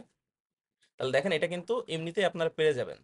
এই দুটার মধ্যে আমাদের স্ট্রাকচারগতভাবে কিন্তু দুইটাই সিমিলার, দুইটাতেই হচ্ছে ভার্ব প্লাস আইএনজি থাকবে শূন্যস্থানের পরে, দুইটাতেই কোয়েশ্চেন মার্ক থাকবে। কিন্তু অর্থটা যদি আপনি মাথায় রাখেন তাহলে এই দুটার মধ্যে কনফিউশনের কোনো সুযোগ নেই। মানে যদি এটা কেমন লাগে এরকম বোঝায় তাহলে হোয়াটস ইট লাইক, আর যদি যে আপনি কারো হচ্ছে ইয়ে করছেন, যে তুই কি ওখানে যাবি, এখানে যেতে চাস, দরজাটা কি একটু বন্ধ করবি, এরকম যদি বুঝায় তখন হচ্ছে উড ইউ মাইন্ড। ঠিক আছে, তাহলে what's it like flying in the sky, what's it like jumping from a mountain. তো এখানে যদি আপনি আপনার বন্ধুকে জিজ্ঞেস করেন would you mind jumping from a mountain, যে একটা পর্বত থেকে লাফ দিতে কি মাইন্ড করবি, বা তুই কি একটা পর্বত থেকে লাফ দিবি। দারুণ বিষয়, না জানাম জানাম কা রিশতা আপনার বন্ধুর সাথে বোঝাই যাচ্ছে। ঠিক আছে, তাহলে হোয়াটস ইট লাইক দুই ভাবে যদি থাকে, একটা হচ্ছে যদি ডাবল শূন্যস্থান থাকে, সেখানে আমরা শূন্যস্থানের মাঝের ওই ওয়ার্ড বা গ্রুপ অফ ওয়ার্ডস দেখবো যে ওটা দেখতে কেমন লাগে বা ওটা কেমন অনুভব হয়, মানে ওটা ফিলটা কেমন, এমন যদি বুঝাই তাহলে এখানে ওয়ার্ডস ডট ডট ডট লাইক হবে। আর যদি একটা শূন্যস্থান থাকে এবং তারপরে ভার্ব প্লাস আইএনজি থাকে তাহলে সেখানে হোয়াটস ইট লাইক হবে। এই তো। আচ্ছা, এখন আসেন ইউজ টু এবং বি ইউজ টু, এই দুটার গঠনটা আগে আপনাদের দেখতে হবে এবং এই দুটার ব্যবহারটা আমরা একটু দেখব। প্রথমত, ইউজ টু শব্দটা আসা মানেই হচ্ছে এখানে অভ্যাসের একটা বিষয় চলে আসে। হ্যাঁ, যদি শুধু ইউজ টু থাকে, যদি শুধু ইউজ টু থাকে এটা কিন্তু একটা মেইন ভার্ব হিসেবে ব্যবহার করা যায় এবং এরপরে সবসময় ভার্বের বেস ফর্ম হয়। এবং এই ইউজ টু বোঝায় অতীতের কোনো অভ্যাস। যেমন দেখেন, I use to swim in the river. I use to swim in the river, তার মানে ও অতীতকালে কি করতো, নদীতে সাঁতরাইতো, এটা ওর অভ্যাস ছিল। আমি নদীতে সাঁতার কাটতাম, তাহলে এটা ওর অতীতকালের অভ্যাস ছিল। He use to smoke in the past, সে অতীতে স্মোক করতো, ধূমপান করতো, তাহলে এখানেও ইউজ টু, ইউজ টু। কিন্তু এইখানে দেখেন, Lima has always lived alone, Lima সারা জীবনই একাকী থেকেছে, একা একা বাস করছে। She dash living alone. আচ্ছা, এইখানে কিন্তু শূন্যস্থানের পরে ভার্বের কি নেই, ভি ওয়ান কিন্তু নেই, এখানে কিন্তু ভার্ব প্লাস আইএনজি আছে। এবং এখানে কিন্তু এটা অতীতের অভ্যাস বোঝাচ্ছে না, এখানে এটা প্রেজেন্ট কন্ডিশন বোঝাচ্ছে। তাহলে এইখানে লক্ষ্য করেন, এখানে দেখেন is use to plus verb plus ING, তাহলে এখানে ইজ না থেকে বি থাকতে পারে, বিকজ এখানে যদি প্লুরাল সাবজেক্ট হতো তাহলে আমরা কিন্তু ধরেন দে হইতো, হ্যাঁ দে, তো দের সাথে তো আমরা ইজ ইউজ টু বলতাম না, তখন আমরা বলতাম কি দে আর ইউজ টু। তাহলে যদি বি ইউজ টু হয় তারপরে অবশ্যই ভার্ব প্লাস আইএনজি থাকবে। তাহলে আমরা এখানে কি দিব, she is use to living alone. আরেকটা কথা বলি, সব সময় আপনারা যখন সলভ করবেন তার আগে কোনো ব্যাকগ্রাউন্ড সেন্টেন্স যদি দেয়া থাকে সেটা কিন্তু খুবই ক্রুশিয়াল, সেইটা অবশ্যই অবশ্যই ভালো করে পড়বেন। যেমন এই জায়গাতে আমাদের এই আসল আমাদের প্রশ্নটার আগে কিন্তু একটা ব্যাকগ্রাউন্ড সেন্টেন্স দেয়া আছে যে lima has always lived alone, তাহলে লিমার কন্ডিশন কিন্তু আমাদের অলরেডি বলে দেওয়া হয়েছে যে সে সারা জীবনই একা একা বাস করে এসেছে। তাহলে এখন কি, এখন সে একা একা বাস করতে অভ্যস্ত। তাহলে ইউজ টু এটা অতীতের অভ্যাস বোঝায়, আর বি ইউজ টু এটা অভ্যস্ত বোঝায়, কোন একটা জিনিসে আপনি এখন বর্তমানে অভ্যস্ত, তাহলে সেই জায়গায় আপনার বি ইউজ টু হবে। তো বিটাকে আপনি ইজ অথবা আর, সেটা হচ্ছে সাবজেক্টের নাম্বার অনুযায়ী আপনি হচ্ছে ডিসাইড করবেন। আর তারপরে অবশ্যই অবশ্যই ভার্বের কি থাকবে, ভার্বের আইএনজি ফর্ম থাকবে। তো এটা হচ্ছে আশা করছি সমস্যা হবে না ইউজ টু নিয়ে। আচ্ছা, এবার দেখেন অ্যাজ সুন অ্যাজ। আর অ্যাজ সুন অ্যাজ এর ক্ষেত্রে নিয়মটা নর্মালি আমাদের যেটা বলা হয়, হ্যাঁ, যে অ্যাজ সুন অ্যাজ এর দুই দিকেই কি থাকবে, আহ, সাধারণত দুই দিকে বলতে অ্যাজ সুন অ্যাজ মাঝখানে বসতে পারে আবার শুরুতেও বসতে পারে, এবং এটা দুইটা ক্লজ থাকে, হ্যাঁ দুইটা ক্লজেই বলে যে ভি টু ভি টু এরকম থাকবে অ্যাজ সুন অ্যাজ। এই জিনিসটা কিন্তু সত্য না, অ্যাজ সুন অ্যাজ এ সবসময় ভি টু থাকে না, মেজরিটি অফ দ্য টাইম, ঠিক আছে, মানে ম্যাক্সিমাম অফ দ্য টাইম হচ্ছে এই গঠনটা সত্য। কিন্তু আমরা একটু দেখার চেষ্টা করি যে আর কি কি থাকতে পারে। প্রথমে এটার অর্থটা দেখেন, অ্যাজ সুন অ্যাজ মানে কি, অ্যাজ সুন অ্যাজ মানে হচ্ছে কোনো একটা ঘটনা ঘটার সাথে সাথে আরো একটা ঘটনা ঘটা, তাহলে বাংলায় এটার অর্থ হচ্ছে সাথে সাথে। যেমন উদাহরণ দেখেন, dash the thief saw the police he fled away. আচ্ছা, তার মানে চোরটা পুলিশকে দেখতে দেখতে না দেখতে কি করছে, ও দেখার সাথে সাথে ও হচ্ছে পালায় গেছে। তাহলে এখানে দেখেন ভি টু আছে, এখানেও দেখেন ভি টু আছে, তাহলে এখানে আমরা অ্যাজ সুন অ্যাজ, তাহলে পুলিশটাকে দেখার সাথে সাথে কি করছে, চোরটা পালায় গেছে, এখানে দুইটাই ভি টু ভি টু। আচ্ছা, পরে আবার দেখেন, dash his father came back, V two, he was very pleased, এখানেও ভি টু। তার মানে তার বাবা ফিরে আসার সাথে সাথে সে খুব খুশি হয়ে গিয়েছিল, তাহলে এখানে দুইটাই আমাদের অতীতের ইয়ে দেখছি এবং এখানে সাথে সাথে প্রকাশ করছে, সুতরাং এখানে অ্যাজ সুন অ্যাজ হচ্ছে। এখন আমার কথা হলো, এই যে বললাম যে সব সময় যে ভি টু আর ভি টু থাকবেই এমন কোনো কথা নেই। তো যখন ভি টু ভি টু থাকবে না, মানে দুইটাই পাস্ট থাকবে না, তখন কি থাকবে? তখন নিয়মটা হচ্ছে যদি একটা প্রেজেন্টে থাকে আর একটা হচ্ছে ফিউচার ইনডিফিনাইট হবে। যেমন ধরেন এটাই বললাম, হ্যাঁ, dash his father comes back. লক্ষ্য করেন এখানে কিন্তু ফাদার কামস ব্যাক আছে, তার মানে কি হি ওয়ান প্রেজেন্টে আছে, যে তার বাবা ফিরে আসার সাথে সাথে সে খুশি হয় নাকি সে খুশি হবে। তাহলে দেখেন তখন কিন্তু অটোমেটিক বাংলাতে বলতে গেলেই কিন্তু ফিউচারটা চলে আসছে। তাহলে হি ওয়াজ ভেরি প্লিজড হয়ে যাবে কি he will be very pleased. আপনাদের আমি এত ডাইসেক্ট করে এত অ্যানালাইসিস করে এটা কেন পড়াচ্ছি বা কেন দেখাচ্ছি, বিকজ এই সেম ফ্রেজ গুলাই কিন্তু আপনাদের কমপ্লিটিং সেন্টেন্সে আসে। এই অ্যাজ সুন অ্যাজটাই কিন্তু থাকে, এই নো সুনার হ্যাডই থাকবে, এই উড ইউ মাইন্ড এগুলাই থাকবে। ওই জন্য একসাথে এক ঢিলে দুই পাখি মারেন, সেই জায়গাতে আপনার কাজে লাগবে। বোঝা গেছে? তাহলে এই জায়গাতে আমরা অ্যাজ সুন অ্যাজ বসাতে পারি। তাহলে অ্যাজ সুন অ্যাজ এর ক্ষেত্রে নিয়মটা হচ্ছে দুইটা। যদি একটা ঘটনা থাকে পাস্টে, পরেরটাও পাস্টেই হবে। কিন্তু যদি একটা থাকে প্রেজেন্টে, পরেরটা হবে ফিউচার। ঠিক আছে, এটা হচ্ছে ফিউচার। এবং এর বাংলা অর্থ হচ্ছে সাথে সাথে, কোনো কিছু একটা ঘটনা ঘটার সাথে সাথে আর একটা ঘটনা ঘটা, এরকম বোঝালে আমরা অ্যাজ সুন অ্যাজ হয়। আর এইটারই একটা মনে করেন কাজিন ব্রাদার হচ্ছে এই তিনটা। দেখেন অ্যাজ সুন অ্যাজ মানে আমরা বলছিলাম যে সাথে সাথে, আর no sooner had, hardly had, scarcely had এগুলা মানে হচ্ছে তে না তেই, মানে যে যেতে না যেতে, খেতে না খেতে, পৌঁছাতে না পৌঁছাতেই। তাহলে এই দুইটা অনেকটা সিমিলার টাইপের সাউন্ড করে, জাস্ট স্ট্রাকচারটা একটু আলাদা। দেখেন আমরা উড রাদারের ক্ষেত্রে বলছিলাম যে শুধুমাত্র উড রাদারে দেন থাকবে এমনটা কিন্তু না। নো সুনার হ্যাডের ক্ষেত্রেও বাক্যের মধ্যে দেন থাকে। তাহলে এইখানে আমাদের স্ট্রাকচারটা কি? নো সুনার হ্যাড, আপনারা জানেন হ্যাভ হ্যাজ হ্যাড থাকা মানেই পরের ভার্বটা অবশ্যই পাস্ট পার্টিসিপল হয়, মানে V3 হয়। আর দেন এর পরের অংশে সাবজেক্ট প্লাস V2 হবে। সিমিলার তিনটাতেই একই, এগুলোর অর্থ কিন্তু একই। Scarcely had, hardly had, no sooner had এগুলো প্রত্যেকটার অর্থ সেম। তাহলে এখানেও V3 হবে, এখানেও সাবজেক্ট প্লাস V2 হবে, এখানেও V3, এখানেও সাবজেক্ট প্লাস V2 হবে। এটা আপনারা কমপ্লিটিং সেন্টেন্সের জন্য ভালো করে মাথায় রাখেন। ঠিক আছে, যদি নো সুনার হ্যাড থাকে তারপরে V3, তারপর অবশ্যই দেন, দেনের পরে বাকি আর একটা ক্লজ সাবজেক্ট প্লাস V2। আর বাকি দুটার ক্ষেত্রে দেনের জায়গায় জাস্ট আমরা হোয়েন দেব, হোয়েন দিয়ে রিপ্লেস করব। এখানে যেখানে আমরা দেন বসাচ্ছিলাম এখানে আমরা স্কার্সলি হ্যাড, তারপর V3, তারপর হোয়েন, তারপর সাবজেক্ট প্লাস V2। ঠিক একইভাবে hardly had, V3, when plus subject plus V2। তাহলে এইটা হচ্ছে আমাদের গঠন। এখন আমরা দেখি এখানে, দেখেন এখানে দেন দেয়া আছে, তাহলে আমাদের হিসাব অনুযায়ী দুইটা এখানে আমরা বসাতে পারি, একটা হচ্ছে উড রাদার আর একটা হচ্ছে নো সুনার হ্যাড।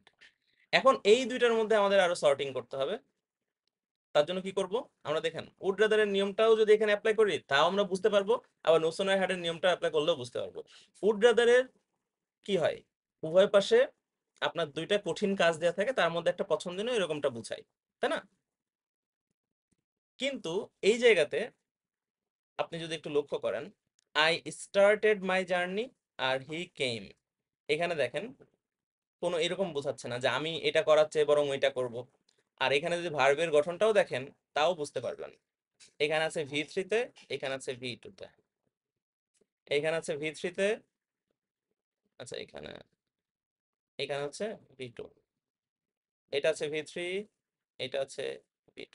তাহলে এইগুলা কিন্তু আমাদের এই যে no sooner had, hardly had, scarcely had এর নিয়মে পড়ে যাচ্ছে। তাহলে এখানে আমরা প্রত্যেকটা জায়গাতে এই তিনটা যে কোনো একটা বসাতে পারি, জাস্ট এই দেন যেখানে আছে সেখানে আপনাকে প্রথমটা বসাতে হবে। আর হোয়েন যে দুইটাতে আছে সেখানে আপনার দুইটা যে কোনো একটা বসাতে পারেন। তাহলে প্রথমটা কি হবে?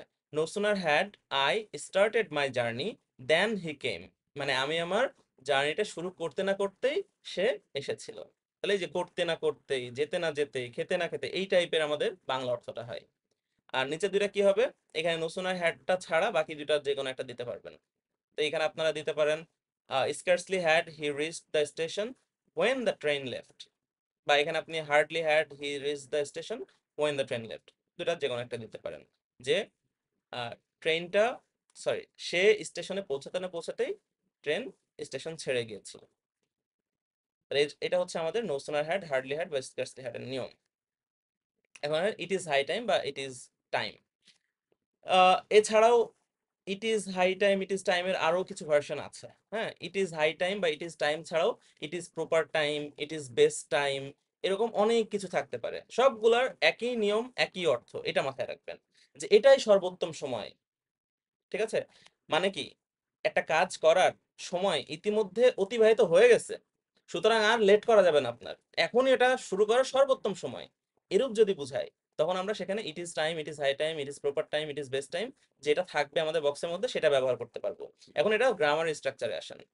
ইট ইজ হাই টাইম বা ইট ইজ টাইম, এরপরে যদি সাবজেক্ট থাকে তাহলে পরের ভার্বটা পাস্ট হয়, আর যদি সাবজেক্ট না থাকে তাহলে পরে আমরা ইনফিনিটিভ ব্যবহার করি। লক্ষ্য করেন, দেখেন, dash he made a plan, তাহলে এখানে দেখেন সাবজেক্ট আছে, পরে ভার্বটা ভি টু হয়েছে, তাহলে ইট ইজ টাইম বা it is high time, high time he made a plan, মানে ওর যে একটা পরিকল্পনা থাকতে হবে জীবনে, একটা পরিকল্পনা করা দরকার, সেটা টাইম অলরেডি অতিবাহিত হয়ে গেছে, তবে আর কোনো দেরি করা উচিত না। ইট ইজ হাই টাইম, এটাই সময় তার একটা প্ল্যান বানানোর। তাহলে এখানে দেখেন হি সাবজেক্টটা দেওয়া আছে, সেই জন্য কিন্তু মেড হয়েছে। এটাই যদি সাবজেক্টটা না থাকতো তাহলে এটা আমরা এইভাবে লিখতাম, ইট ইজ, এটা আমি শেখাচ্ছি আপনাদের ওই রাইট ফর্ম ভার্ব তারপরে কমপ্লিটিং সেন্টেন্স, সেটার জন্য। It is high time to make a plan. তাহলে এখানে কি ঘটলো দেখেন তো, ইট ইজ হাই টাইমের পরে কিন্তু আমরা সাবজেক্টটা উল্লেখ করিনি, সেই জন্য আমরা ভার্বটা, এই যে মেড, এই ভার্বটাকে কি করছি, টু প্লাস ভি ওয়ান, মেডের ভি ওয়ান হচ্ছে make, to make a plan. ঠিক আছে, আচ্ছা প্লেন লিখে ফেলছি, এটা প্ল্যান হবে। ঠিক একইভাবে it is high time we changed our bad habits, it is high time to change, এই যে এখানে দেখেন সাবজেক্ট দেওয়া নেই, সেজন্য টু চেঞ্জ, তাহলে it is high time to change our bad habits. তাহলে এটা হচ্ছে আমাদের ইট ইজ হাই টাইমের নিয়ম। তাহলে মাথায় রাখবেন যে এখানে এমনটা বোঝাচ্ছে যে এটা করার এটাই এখন মানে সর্বোত্তম সময়, এখন মানে একটা কাজ করার টাইম অলরেডি অতিবাহিত হয়ে গেছে, আর কোনো দেরি না করে এখনই শুরু করা উচিত। আর আপনারা দেখবেন কিভাবে এটা হচ্ছে সেন্টেন্সের শুরুর দিকে আপনার গ্যাপটা থাকে। হ্যাঁ, ইট ইজ হাই টাইমের ক্ষেত্রে সেন্টেন্সের শুরুতে থাকে গ্যাপটা, তাহলে দেখবেন যে গ্যাপের পরে সাবজেক্ট প্লাস ভি টু আছে, বা গ্যাপের পরে টু প্লাস ভি ওয়ান আছে, এই দুই ক্ষেত্রে কিন্তু আপনারা ইট ইজ টাইম বা ইট ইজ হাই টাইমটা নিতে পারেন। তখন আপনাকে একটু এই অর্থটা সহ একটু মিলাই দেখতে হবে যে এমনটা বোঝাচ্ছে কিনা যে এটা করার এখনই সর্বোত্তম সময়, তখন আমরা ইট ইজ টাইম বা ইট ইজ হাই টাইমটা ব্যবহার করব। আচ্ছা, এইবার আসি আমরা দুইটা খুবই ইম্পর্টেন্ট, কারণ সব থেকে ফ্রিকোয়েন্টলি আসে, একটা হচ্ছে ইন্ট্রোডাক্টরি দেয়ার আর একটা হচ্ছে ইন্ট্রোডাক্টরি ইট। তো লক্ষ্য করেন আমরা এটাকে ইন্ট্রোডাক্টরি বলছি, এর কারণ কি, আপনারা ইন্ট্রোডাকশন শব্দটা তো জানেন, কম্পোজিশনে ব্যবহার করছেন এর আগে। ইন্ট্রোডাকশন মানে কি, কোনো কিছু ভূমিকা, কোনো কিছু সূচনা। আর ইন্ট্রোডাক্টরি দেয়ার মানে যে দেয়ারটা দ্বারা আমরা একটা সেন্টেন্স সূচনা করে দিই। ঠিক আছে, এই দেয়ার কিন্তু নিজে আসলে সাবজেক্ট হইতে পারে না। আমরা নর্মালি জানি যে ভার্বের আগে যেটা থাকে সেটা হচ্ছে সাবজেক্ট। তো যদি দেয়ার দিয়ে কোনো সেন্টেন্স শুরু হয়, ওই সেন্টেন্সের সাবজেক্ট কিন্তু দেয়ার হয় না। যেমন আপনাকে বলি, ধরুন বললাম যে Sakib is a good student. আচ্ছা লক্ষ্য করেন, এখানে সাকিব হচ্ছে আমাদের সাবজেক্ট, আর সাকিব যেহেতু থার্ড পার্সন সিঙ্গুলার নাম্বার, ওই জন্য ইজ আমাদের একটা সিঙ্গুলার ভার্ব হয়েছে। আবার যখন বলবো দে, দে ইজ হবে না দে আর হবে, দে আর গুড স্টুডেন্টস। দেখেন এখানে কিন্তু দে আর হবে, বিকজ এটা হচ্ছে প্লুরাল সাবজেক্ট। কিন্তু লক্ষ্য করেন, দেয়ার দেয়া থাকলে আমি বলতে পারি there is a boy in our class. আবার আমরা বলতে পারি there are two boys in our class. তো দেয়ার যদি আসলেই সাবজেক্ট হইতো তাহলে ও তো এক সময় সিঙ্গুলার সাবজেক্ট এক সময় প্লুরাল সাবজেক্ট এরকম নিত না, তাই না? কারণ সাকিব কোনোদিনই আর প্লুরাল ভার্বটাকে নিবে না, ও সারা জীবনই সিঙ্গুলার। দে কোনোদিনই ইজ ভার্বকে নিবে না, কারণ ও সারা জীবনই প্লুরাল, কারণ ওরা সাবজেক্ট। কিন্তু দেয়ার এটা শুধু সেন্টেন্সটা শুরু করে দেয়, এটা দায়িত্ব হচ্ছে শুধু সেন্টেন্সটাকে শুরু করে দেয়া, এটা কিন্তু সাবজেক্টের ফাংশনটা করে না। এই জন্য এটাকে আমরা বলি ইন্ট্রোডাক্টরি দেয়ার। আর ইন্ট্রোডাক্টরি দেয়ারে তাহলে এখন আপনার প্রশ্ন আসতে পারে, স্যার এই সেন্টেন্সের সাবজেক্ট কোথায়? এই দেয়ার দিয়ে যে সমস্ত সেন্টেন্স শুরু হয় সেই সব সেন্টেন্সের সাবজেক্টটা হয় ভার্বের পরে। যেমন দেখেন এখানে যদি লক্ষ্য করেন তাহলে এটা খুবই ক্লিয়ার হয়ে যাবে। এখানে আমরা ইজ দিচ্ছি কেন? এই যে পরে এ বয় আছে, এ বয় একটা ছেলে, এটা কি সিঙ্গুলার সাবজেক্ট না? সেই জন্য কিন্তু আমরা ইজ বলছিলাম। আর এখানে দেখেন ভার্বের পরে কি আছে? Two boys. তাহলে টু বয়েজ এটা কি প্লুরাল সাবজেক্ট, সেই জন্য কিন্তু আমরা এখানে আর দিচ্ছিলাম। তাহলে দেয়ার যে সেন্টেন্সে থাকবে সেই সেন্টেন্সের ভার্বের পরে থাকবে সাবজেক্টটা। তাহলে আপনার সাবজেক্ট মানে যখন সাবজেক্ট আইডেন্টিফিকেশনে যাবেন তখন ভার্বের পরে তাকাবেন, তাহলে আপনারা বুঝতে পারবেন যে এটা সাবজেক্ট কি কি। ঠিক আছে? তাহলে আমরা সাধারণত দেখব যে দেয়ার কোথায় হবে। প্রথমে দেখবেন যে যেই 10টা সেন্টেন্স দেয়া আছে তার মধ্যে কোন সেন্টেন্স গুলাতে শুরুতেই আছে শূন্যস্থানটা, কারণ দেয়ার যেহেতু শুরুতে বসবে, ওর নামের মধ্যেই ইন্ট্রোডাক্টরি শব্দটা আছে। এখন শুরুতে আরো অনেক কিছু বসতে পারে, শুরুতে আমরা দেখছি উড ইউ মাইন্ড বসতে পারে, শুরুতে হোয়াটস ইট লাইক বসতে পারে, শুরুতে আপনার এরপর আমরা দেখবো ইন্ট্রোডাক্টরি ইটও বসতে পারে। তাহলে দেয়ার কখন আমরা দেখবো, মানে এটা অর্থটা কি? দেখেন দেয়ারের পরে সাধারণত বি ভার্ব আমরা ইউজ করি, সাধারণত, আমি বলিনি সব সময়, অল দ্য টাইম না, হ্যাঁ, সাধারণত আমরা বি ভার্ব ইউজ করি। তাহলে যদি দেখেন শূন্যস্থানের পরে ইজ, আর, এইগুলো আছে, তাহলে এখানেও আমরা দেখতে পারি যে দেয়ারটা অর্থটা প্রকাশ করছে কিনা। অথবা দেয়ারের পরে কিছু স্পেসিফিক ভার্ব আছে যেগুলা বেশিরভাগ দেখা যায়, যেমন like, live, exist, remain, come, arise, appear, enter, follow, see, happen. এই টাইপের কিছু ভার্ব আছে, এইগুলাও কিন্তু দেয়ারের পরে বসতে পারে। যেমন আপনারা অনেক সেন্টেন্স দেখেছেন আমি জানি, যে there lived mighty king in the kingdom, এইরকম অনেক দেখবেন সেন্টেন্স থাকে যে একটা খুবই সাহসী একটা রাজা ছিল। তো দেয়ার লিভ, দেখেন দেয়ারের পরে কিন্তু এখানে আমরা অ্যামিজার ব্যবহার করিনি, এখানে কিন্তু সরাসরি লিভ ভার্বটাকে ব্যবহার করছি। তো আপনারা না সেন্টেন্সটা দেখলেই বুঝতে পারবেন যে এখানে দেয়ার বসবে কি বসবে না। আমরা কিছু উদাহরণ দেখি। এই যে দেখেন, there lived a king, there was a noble man. তাহলে এখানে দেখেন দেয়ারটা জাস্ট সেন্টেন্সটা শুরু করে দিচ্ছে। এখানে আমাদের এ নোবেল ম্যান এইটা হচ্ছে আমাদের এই সাবজেক্ট সেন্টেন্সের, আর এটা হচ্ছে সিঙ্গুলার, ওই জন্য এখানে আমরা ওয়াজ ব্যবহার করছি। তাহলে যদি শুরুতেই শূন্যস্থান থাকে এবং এর পরে যদি দেখেন আপনার বি ভার্ব আছে অথবা এই স্পেসিফিক কিছু ভার্ব গুলা দেওয়া আছে এবং সেন্টেন্সে, ওইটা একটু পড়ে দেখবেন, সম্পূর্ণ দেয়ারটাকে ধরে পড়ে দেখবেন, তাহলেই বুঝতে পারবেন যে এখানে দেয়ারটা বসছে কিনা। এখন আমরা দেখি ইটের ব্যবহার। ইট কি হবে? ইট আপনারা জানেন এটা ইমপার্সোনাল একটা প্রোনাউন, তাই না? এটা কোনো পার্সনকে বোঝায় না, কোনো একটা জড় পদার্থ বা শিশু বা ইতর প্রাণী, এগুলোকে বোঝানোর ক্ষেত্রে আমরা কি ব্যবহার করি? আমরা ইট ব্যবহার করি, এবং এটা কিন্তু একটা সেন্টেন্সের সাবজেক্ট হিসেবে আমরা ব্যবহার করি। তাহলে আপনি দেখবেন শুরুতে শূন্যস্থান আছে, আচ্ছা ভালো কথা, শুরুতে শূন্যস্থান থাকলে তো দেয়ারও হয়, তাহলে ইট কিভাবে বুঝবো? তো এইখানে সাধারণত যদি দেখেন, এই যে জড় পদার্থ, পূর্বের উল্লেখিত কোনো সাবজেক্ট, ছোট শিশু, ইতর বা নিম্ন শ্রেণীর প্রাণী, পূর্বের বক্তব্যকে উল্লেখ করতে বা পরের বক্তব্যের পূর্বাভাস দিতে অনেক টাইপের জিনিস এখানে থাকতে পারে। আমরা জাস্ট উদাহরণটা একটু দেখবো। I forgot to give him my address, আচ্ছা এখানে টু হবে না, I forgot to give him my address, আমি তাকে আমার ঠিকানাটা দিতে ভুলে গেছিলাম, ড্যাশ ওয়াজ আ মিস্টেক। তাহলে এইখানে দেখেন আমরা কিন্তু পূর্বের এই বিষয়টাকে এখানে আবার আলোচনা করছে। তাহলে যে পূর্বের উল্লেখিত কোনো বিষয়কে যদি আপনি আবার পুনরায় এখানে আলোচনা করতে চান, তাহলে আমরা এখানে ইট ব্যবহার করতে পারি। এবং ইট সবসময় কিন্তু সিঙ্গুলার, লক্ষ্য রাখবেন, ইটের পরে অলওয়েজ সিঙ্গুলার ভার্ব বসবে। তাহলে আপনি যদি দেখেন যে শুরুতে শূন্যস্থান আছে কিন্তু পরে কি করা আছে, পরে হচ্ছে প্লুরাল ভার্ব আছে, ওয়ার আছে, আর আছে, তাহলে আপনি সেখানে আর ইট ব্যবহার করবেন না, সেখানে দেয়ার হবে। ঠিক আছে? We at pizza last night, আমরা গত রাতে পিৎজা খেয়েছিলাম, ড্যাশ ওয়াজ ডিলিশিয়াস। তাহলে এখানে দেখেন যদি আমরা দেয়ার ওয়াজ ডিলিশিয়াস বলি, and does it make any sense? কোনো সেন্সই কিন্তু এখানে হচ্ছে না। তাহলে এখানে আমরা কি ব্যবহার করব? ইট ওয়াজ ডিলিশিয়াস, বিকজ এটা কিন্তু আবার আমাদের পূর্বের এই বক্তব্যটাকে এখানে রিঅ্যাফার্ম করছে, ঠিক আছে? Yesterday he bot a pen, সে গত কালকে একটা কলম কিনেছিল। ইট ওয়াজ কস্টলি, এই যে আবার দেখেন পূর্বের এই যে এই পেনটাকে কিন্তু আবার নির্দেশ করছে। The cat was looking very weak, it had not eaten for 2 days। এই যে আমরা বললাম ইতর বা নিম্ন শ্রেণীর যে প্রাণী তাদের ক্ষেত্রে কিন্তু আমরা প্রোনাউন হিসেবে ইট ব্যবহার করি, ঠিক আছে? আবার যদি শুরুতে কোনো ব্যাকগ্রাউন্ড সেন্টেন্স নাও দেওয়া থাকে তাও কিন্তু ইট ব্যবহার করতে পারি আমরা। যেমন দেখেন, it is you who have broken my glass. এই যে আমরা বলছি যে কোনো একটা নাউন বা কোনো একটা প্রোনাউনের উপর এমফ্যাসিস, এমফ্যাসিস মানে মনে আছে আপনাদের? এমফ্যাসিস ওই এমফ্যাটিক প্রোনাউন থেকে আমরা কিন্তু শিখেছিলাম। এমফ্যাসিস মানে কি? কোনো কিছুর উপর জোর প্রদান করা। আমি বলছি যে তুমিই সে যে গ্লাসটা ভেঙেছিল, তাহলে এখানে কি আমরা একটা এমফ্যাসিস দিচ্ছি? তো এখানেও কিন্তু আমরা ইটার ব্যবহার করতে পারি।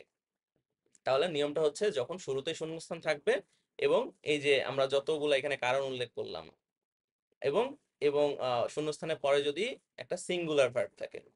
নর্মালি বি ভার্ব থাকে, তবে বি ভার্ব ছাড়াও থাকতে পারে, সমস্যা নেই। এখন আমরা ঢাকা বোর্ড 2023 বিগত বছরের যে প্রশ্নটা এসেছিল বোর্ড প্রশ্ন, এটা একটু 2 মিনিটের মধ্যে দেখার চেষ্টা করব। দেখেন, প্রথমেই আমরা যখন এই প্রশ্নটা সলভ করতে যাব, শুরুতে আপনাদের যে কাজ হবে সেটা হচ্ছে একটা একটা করে পড়ে সলভ করা শুরু করে দিবেন না। প্রথমে আগে দেখে নিবেন বক্সের মধ্যে যেই ফ্রেজগুলো এসেছে, যে ওয়ার্ড ক্লজ যে যা আছে সেগুলো আপনার পরিচিত কিনা একবার একটু দেখে নিবেন, যে 10টা একটু পড়ে নিবেন। এটা এই কারণে বলছি, কারণ যখন দেখবেন যে না 10টায় আমি পারি, 10টায় আমি পরিচিত, তখন একটা মনের মধ্যে একটা কনফিডেন্স আসবে, হ্যাঁ, কনফিডেন্সটা বুস্ট হবে। এটা কিন্তু আপনার জন্য অনেক প্রয়োজনীয়। তাহলে আপনি আর ওইরকম আনওয়ান্টেড ভুলগুলা কিন্তু করবেন না। তাহলে আমরা প্রথমে এখানে দেখি দেয়ার নিয়ম আমরা শিখেছি, হোয়াট ডাজ লুক লাইক শিখেছি, অ্যাজ সুন অ্যাজ শিখেছি, was born, would rather, let alone, had better, have to, it, what's it like. এখানে দেখেন 2টা শূন্যস্থান কিন্তু নেই। তাহলে আমরা এগুলো সবগুলাই পারি। এখন আপনি কি করবেন? সবার প্রথমে সব থেকে ইজিয়েস্ট যেটা সেইটা সলভ করতে করতে আসবেন। এইটা হচ্ছে ট্রিক। বিকজ আপনি যখন ইজি যে 3-4টা আছে সেগুলো সলভ করে ফেলবেন, বাকি যেগুলো কঠিন মনে করেন 3-4টা আছে সেগুলোর জন্য কিন্তু আপনার ওই প্রথমের থেকে আবার 10টা দেখা লাগবে না, কারণ অলরেডি আপনি মানে 4-5টা করে ফেলছেন। ওই 4-5টা বাদ দিয়ে আপনি বাকি 4-5টার মধ্যে দেখবেন যে কোনটা হবে। তো এইভাবে আপনাকে একটু মানে প্রশ্নটা সলভ করতে হবে। তাহলে আমরা সবার প্রথমে ওয়াজ বর্নে যাব, কারণ ওয়াজ বর্নটা আমরা জানি যে যেটাতে দেখবো কি আছে, সাল দেয়া আছে, তাই না? কোনো একটা সাল, বার্থ ইয়ার, বার্থ প্লেস, এরকম যদি কিছু থাকে সেখানে আমরা ওয়াজ বর্ন ব্যবহার করব। তাহলে এই জায়গায় আমরা যদি দেখি একবারে শুরুতেই কিন্তু আমার চোখ চলে গেল যে এইখানে দেখেন 16 ডিসেম্বর 1971, তাহলে একটা সাল দেয়া আছে এখানে। তাহলে একটু পড়ে দেখি, Bangladesh dash as an independent state on, বোঝাই যাচ্ছে। তাহলে বাংলাদেশ ওয়াজ বর্ন, যে 16 ডিসেম্বর 1971 বাংলাদেশ একটা স্বাধীন রাষ্ট্র হিসেবে কি জন্মগ্রহণ করেছিল, তাই না? ওয়াজ বর্ন, তাহলে ওয়াজ বর্নটা কিন্তু আমাদের চলে গেল, শেষ। তাহলে এটাতে আমরা জি নাম্বারে আসবো না। এবার আমরা সব থেকে কোনটা পারি এখানে দেখেন, হোয়াট ডাজ লুক লাইক, এটাতে আমরা জানি কোনটাতে 2টা শূন্যস্থান আছে। আচ্ছা, 2টা শূন্যস্থান দেখি কোথায় কোথায়, এই যে এফ নাম্বার। তাহলে এখানে যেহেতু আর অন্য কোনোটাতেই 2টা শূন্যস্থান নেই, সুতরাং আমরা এমনিতে না পড়েও কিন্তু এটা বসাইতে পারি। তারপর আমরা একটু পড়ে দেখি, ড্যাশ দ্য ব্যালকনি ড্যাশ। আমরা বলছিলাম 2টা শূন্যস্থানের মাঝখানে যেই ওয়ার্ডটা থাকবে সেটা যদি দেখার কোনো বিষয় হয়, চোখে যদি আমরা দেখতে পাই, তাহলে এখানে হোয়াট ডাজ লুক লাইক বসবে। আচ্ছা, ব্যালকনি বারান্দা আমরা দেখতে পাই না? অবশ্যই দেখতে পাই। তাহলে এখানে হবে কি, what does the balcony look like. তাহলে এটা হচ্ছে আমাদের এফ নাম্বার। তাহলে এটা আমাদের শেষ। এখন বাকি আর কোনগুলা রইলো যেগুলো সব থেকে ইজিয়েস্ট? দেখেন উড রেদার, উড রেদারে আমরা খুঁজবো যে কোন সেন্টেন্সে দেন আছে সেটা আগে দেখি। আচ্ছা, দেন কোথায় আছে? এই যে বি নাম্বারে দেখেন দেন দেয়া আছে, এবং আমরা এটার অর্থটাও একটু দেখবো। আমরা বলছিলাম দেনের উভয় পাশে 2টা কাজ দেয়া থাকবে, 2টাই হবে কঠিন, ঠিক আছে? যে ওয়াক হোম, বাড়িতে হেঁটে যাওয়া, টেক এ ট্যাক্সি, এটাও কঠিন। কেন কঠিন বলেন তো? ট্যাক্সির টাকা লাগে, আমাদের টাকা খরচ হলে এটা জিনিসটা অবশ্যই কঠিন। It's always hard to spend money, তাই না? তাহলে I would rather take a taxi than walk home, it is already too late. বলছে যে আমি হাঁটার চাইতে বরং কি এটা ট্যাক্সি নিব। তাহলে এটা হচ্ছে আমাদের বি নাম্বার। তাহলে উড রাদারও হয়ে গেল। তাহলে দেখেন এই যে সব থেকে ইজিয়েস্ট যেটা, আমি কিন্তু সেগুলা মানে একে একে ক্রমান্বয়ে সলভ করতে করতে আসছি। আচ্ছা, এরপরে যেগুলো কনফিউজিং সেটা সবার শেষে রাখবো। যেমন আমরা বলছিলাম হ্যাভ টু, হ্যাড বেটার, এগুলো হচ্ছে কনফিউজিং একটু, এটা সবার শেষে রাখি। তাহলে এরপরে ইজিয়েস্ট কোনগুলা? ইট, দেয়ার আর হোয়াটস ইট লাইক, এই তিনটাই কিন্তু এক জায়গাতে কমন। সেটা কি? এই তিনটাই সেন্টেন্সের শুরুতে বসে। তাহলে সেন্টেন্সের শুরুতে শূন্যস্থান কোনগুলো একটু দেখি। একটা আমরা দেখতে পাচ্ছি যে নাম্বারে শুরুতে শূন্যস্থান, এইচ নাম্বার শুরুতে শূন্যস্থান, আবার ডি নাম্বার শুরুতে শূন্যস্থান। তবে হোয়াটস ইট লাইকের ক্ষেত্রে একটা জিনিস পার্থক্য আছে কি, হোয়াটস ইট লাইকের ক্ষেত্রে সেই জায়গাতে কি থাকবে, একটা কোয়েশ্চেন মার্ক থাকবে এবং ভার্ব মানে শূন্যস্থানে পরে ভার্ব প্লাস আইএনজি থাকবে। তাহলে এখানে দেখেন ডি নাম্বারটাতে কিন্তু শূন্যস্থানে পরে ভার্ব প্লাস আইএনজি ওয়াচিং, আর এখানে কোয়েশ্চেন মার্কটাও আছে। তাহলে এইখানে হবে কি, what's it like watching a horror film at midnight, you are really scared. তাহলে মাঝরাতে একটা ভৌতিক মুভি দেখতে কেমন লাগে, দেখে জানাস কেমন লাগে। আচ্ছা, তাহলে এখানে গেল আমাদের হোয়াটস ইট লাইক, এটাও আমাদের শেষ। তাহলে এখন আমরা ইট আর দেয়ার এই দুটো দেখে নিই, তাই না? আমরা আগে এটা পড়ি। ইট দ্য রেইন স্টপড, হইলো ব্যাপারটা? হলো না। আচ্ছা, আর আরেকটা কোনটা আছে প্রথমে, এই যে এইচ নাম্বারটা। তাহলে দেয়ার ওয়াজ ইন চায়না, তাহলে এই দুটার মধ্যে দেয়ার কোনটাতে বেশি ভালো সাউন্ড করছে? দেখেন, ইট কিন্তু নিজে সাবজেক্ট হতে পারে, আমরা এটা বলেছিলাম। দেয়ার নিজে সাবজেক্ট হতে পারে না। আই স্টার্টেড, এটাও V two, the rain stopped এটাও ভি টু। তো আমরা যখন জানি দুইটা ভি টু থাকে তখন কি হয়, অ্যাজ সুন অ্যাজ হয়। তাহলে as soon as the rain stopped I started for home, যে বৃষ্টি ছাড়ার সাথে সাথেই আমি বাসার উদ্দেশ্যে রওনা হয়েছিলাম। তো কোনো কিছু হওয়ার সাথে সাথে আরেকটা জিনিস হওয়া, এবং দুইটাতে আমাদের ভি টু কমন পড়ছে, তাহলে এখানে হবে অ্যাজ সুন অ্যাজ। তাহলে আরেকটা কোথায় আছে আমাদের প্রথমে শূন্যস্থান, সি নাম্বারে দেখি, লং, এই যে এইখানে পেয়ে গেছে। তাহলে এইখানে হবে হচ্ছে আপনার দেয়ার। লং অ্যাগো, ওই যে আমরা বলছি দেয়ারের পরে লিভড হতে পারে, যে অনেক দিন আগে, দেয়ার লিভড আ মাইটি কিং, এখানে হবে কিং কুবলা খান। তাহলে এইটা হচ্ছে দেয়ার। ওকে। আচ্ছা, অনেকে মনে প্রশ্ন আসতে পারে, স্যার বলছিলেন তো শুরুতে শূন্যস্থান থাকবে। ভাই, এটা শুরুতেই আছে শূন্যস্থান, মানে এই সেন্টেন্সে যে লং অ্যাগো, এটা হচ্ছে আমাদের একটা অ্যাডভার্বিয়াল ফ্রেজ। আর অ্যাডভার্বিয়াল ফ্রেজটা আসলে সেন্টেন্সের শুরুতে থাকতে পারে, শেষে থাকতে পারে, এটা অতিরিক্ত অংশ। আমি কিন্তু মডিফায়ার ক্লাসগুলোতে বলেছিলাম যে আমাদের অ্যাডজেক্টিভ অ্যাডভার্ব এগুলো অতিরিক্ত অংশ, ওইগুলো সেন্টেন্সে থাকুক বা না থাকুক, সেন্টেন্সে কিন্তু আমাদের কোনো পার্থক্য হয় না। মানে অবশ্যই অর্থের দিক থেকে পার্থক্য হয়, গ্রামারের ওই স্ট্রাকচারের দিক থেকে কিন্তু পার্থক্য হয় না। আপনি যদি লং অ্যাগোটা বাদ দিয়ে দেন, আপনি বলেন there lived a mighty king Kubla Khan, তাও কিন্তু হয়ে যাবে, লং এগোটা পরে দেন। ঠিক আছে? তাহলে এইটা হচ্ছে আমাদের দেয়ার। তাহলে এটা হয়ে গেল। দেখি এ নাম্বারে কি, টাইম ইজ ভেরি ভ্যালুয়েবল, সময় অনেক মূল্যবান, we dash utilize time properly. আচ্ছা, লক্ষ্য করেন এখানে প্রথমে সাবজেক্ট দেওয়া আছে, সাবজেক্টের পরে আমাদের ভার্ব আসবে, ভার্ব কোনটা বাকি আছে, হ্যাভ টু বাকি আছে, হ্যাড বেটার বাকি আছে। আচ্ছা, তাহলে এখানে আমরা আগেই বসাই দিব না হ্যাভ টু বা হ্যাড বেটার, এরকম আরো একটা পাবো, ওই দুইটার মধ্যে আমরা তুলনা করব যে কোনটা বেশি ইমার্জেন্সি, সেখানে হ্যাভ টু ব্যবহার করব, আর কোনটা করা ভালো সেখানে আমরা হ্যাড বেটার ব্যবহার করব। ঠিক আছে? তাহলে এটা আমরা রাখলাম। আহ, আর কি বাকি আছে? আচ্ছা, ই নাম্বারটা বাকি আছে, আই নাম্বার বাকি আছে, আর এ নাম্বার বাকি আছে। এখন আই নাম্বারে দেখি, I can not write a bicycle dash a motor cycle, বোঝা যাচ্ছে এখানে হবে লেট অ্যালোন, যে আমি একটা বাইসাইকেলই চালাতে পারি না, আর মোটর সাইকেল তো দূরের কথা, এরকম যখন বোঝাবে এখানে লেট অ্যালোন। লেট অ্যালোন শেষ, লেট অ্যালোন শেষ, ইট শেষ, দেয়ার শেষ। আচ্ছা, এখন আমরা এ নাম্বার আর ই নাম্বার এই দুটার মধ্যে এখন দেখব। Time is very valuable, we dash utilize time properly. তাহলে দেখেন, প্রথমে আমি বলছিলাম ব্যাকগ্রাউন্ড সেন্টেন্সগুলো কিন্তু খুবই ইম্পর্টেন্ট। প্রথমে আপনাকে কিন্তু বুঝায় দিচ্ছে যে সময় খুবই গুরুত্বপূর্ণ, এই যে ভেরি শব্দটা আছে ইন্টেন্সিফাই করছে। আর এখানে বলছে ইট ইজ উইন্টার, এখন শীতকাল, you dash buy a coat. তাহলে এইখানে কিন্তু ইউ হ্যাভ টু থেকে ইউ হ্যাড বেটারটা বেশি অ্যাপ্রোপ্রিয়েট, বিকজ এখন শীতকাল, তোমার একটা কোট কেনা ভালো। আর এখানে বোঝাচ্ছে টাইম খুবই গুরুত্বপূর্ণ, আমাদের অবশ্যই টাইমকে যথাযথভাবে ব্যবহার করতে হবে, কাজে লাগাতে হবে, ইউটিলাইজ করতে হবে। তাহলে এখানে হবে উই হ্যাভ টু। দেখেন, এটা কিন্তু মানে ভুল করাটা খুবই সহজ, এই দুইটা। আপনি যদি প্রথমটাই বলছেন যে we had better utilize time properly, তাও কিন্তু সেন্টেন্সটা হচ্ছে, অর্থের দিক থেকেও হচ্ছে, গ্রামারের দিক থেকেও হচ্ছে। আবার যদি এখানে বলেন যে ইট ইজ উইন্টার, এখন শীতকাল, you have to buy a coat, তোমার একটা কোট কিনতেই হবে, কারণ ঠিক আছে শীতকালে তো আপনার শীত লাগবে, কোট তো কিনতেই হবে। কিন্তু এই জায়গাতে তখনই সমস্যাটা হবে যখন এই যে দেখেন দুইটাই আছে, হ্যাভ টু আছে, হ্যাড বেটার আছে, যদি একটা হতো দুইটা আছে তখন যদি দেখেন যে দুইটাকে, তখন আপনি কি করবেন, ওই দুটাকে সবার শেষে আপনি হচ্ছে সলভ করবেন, ওই দুটাকে পড়বেন, পড়ে এটাকে কম্পেয়ার করবেন যে কোনটা বেশি ইমার্জেন্সি, কোনটা বেশি আমাদের এখানে হচ্ছে আগে করা প্রয়োজন, কোনটা বাধ্যবাধকতা বোঝাচ্ছে, আর কোনটা করা ভালো, তাহলে আপনার এটা নিয়ে আর সমস্যাটা হবে না। আচ্ছা, এখন আমাদের let's address the elephant in the room, তাই না, যে জায়গাতে আমরা ধরাটা খাইছি, সিলেট বোর্ড। আচ্ছা 2020 না, এটা 2019, বোর্ড 2019। এই প্রশ্নটাই পরীক্ষা দেওয়ার পরে আমাকে বলছিল এই টপিকটা মানে দ্য ইজিয়েস্ট টপিক গ্রামারের মধ্যে, কিন্তু এই টপিকটা সব থেকে খারাপ হয়েছে আমাদের। আচ্ছা এটা কি আছে এর মধ্যে এত, সেটা আগে আমরা একটু দেখার চেষ্টা করি। তাহলে প্রথমে দেখেন, আমাদের দেখতে হবে যে কোনটা সব থেকে ইজি, আমরা কোনটা অ্যাজ ইফটা কমন পড়ছে, আর কমন পড়ছে হচ্ছে হ্যাড বেটার। আচ্ছা, আর ইউজ টুটা আমরা আজকে শিখলাম। এগুলো বাদ দিয়ে দেখেন বাকিগুলো নতুন মনে হচ্ছে।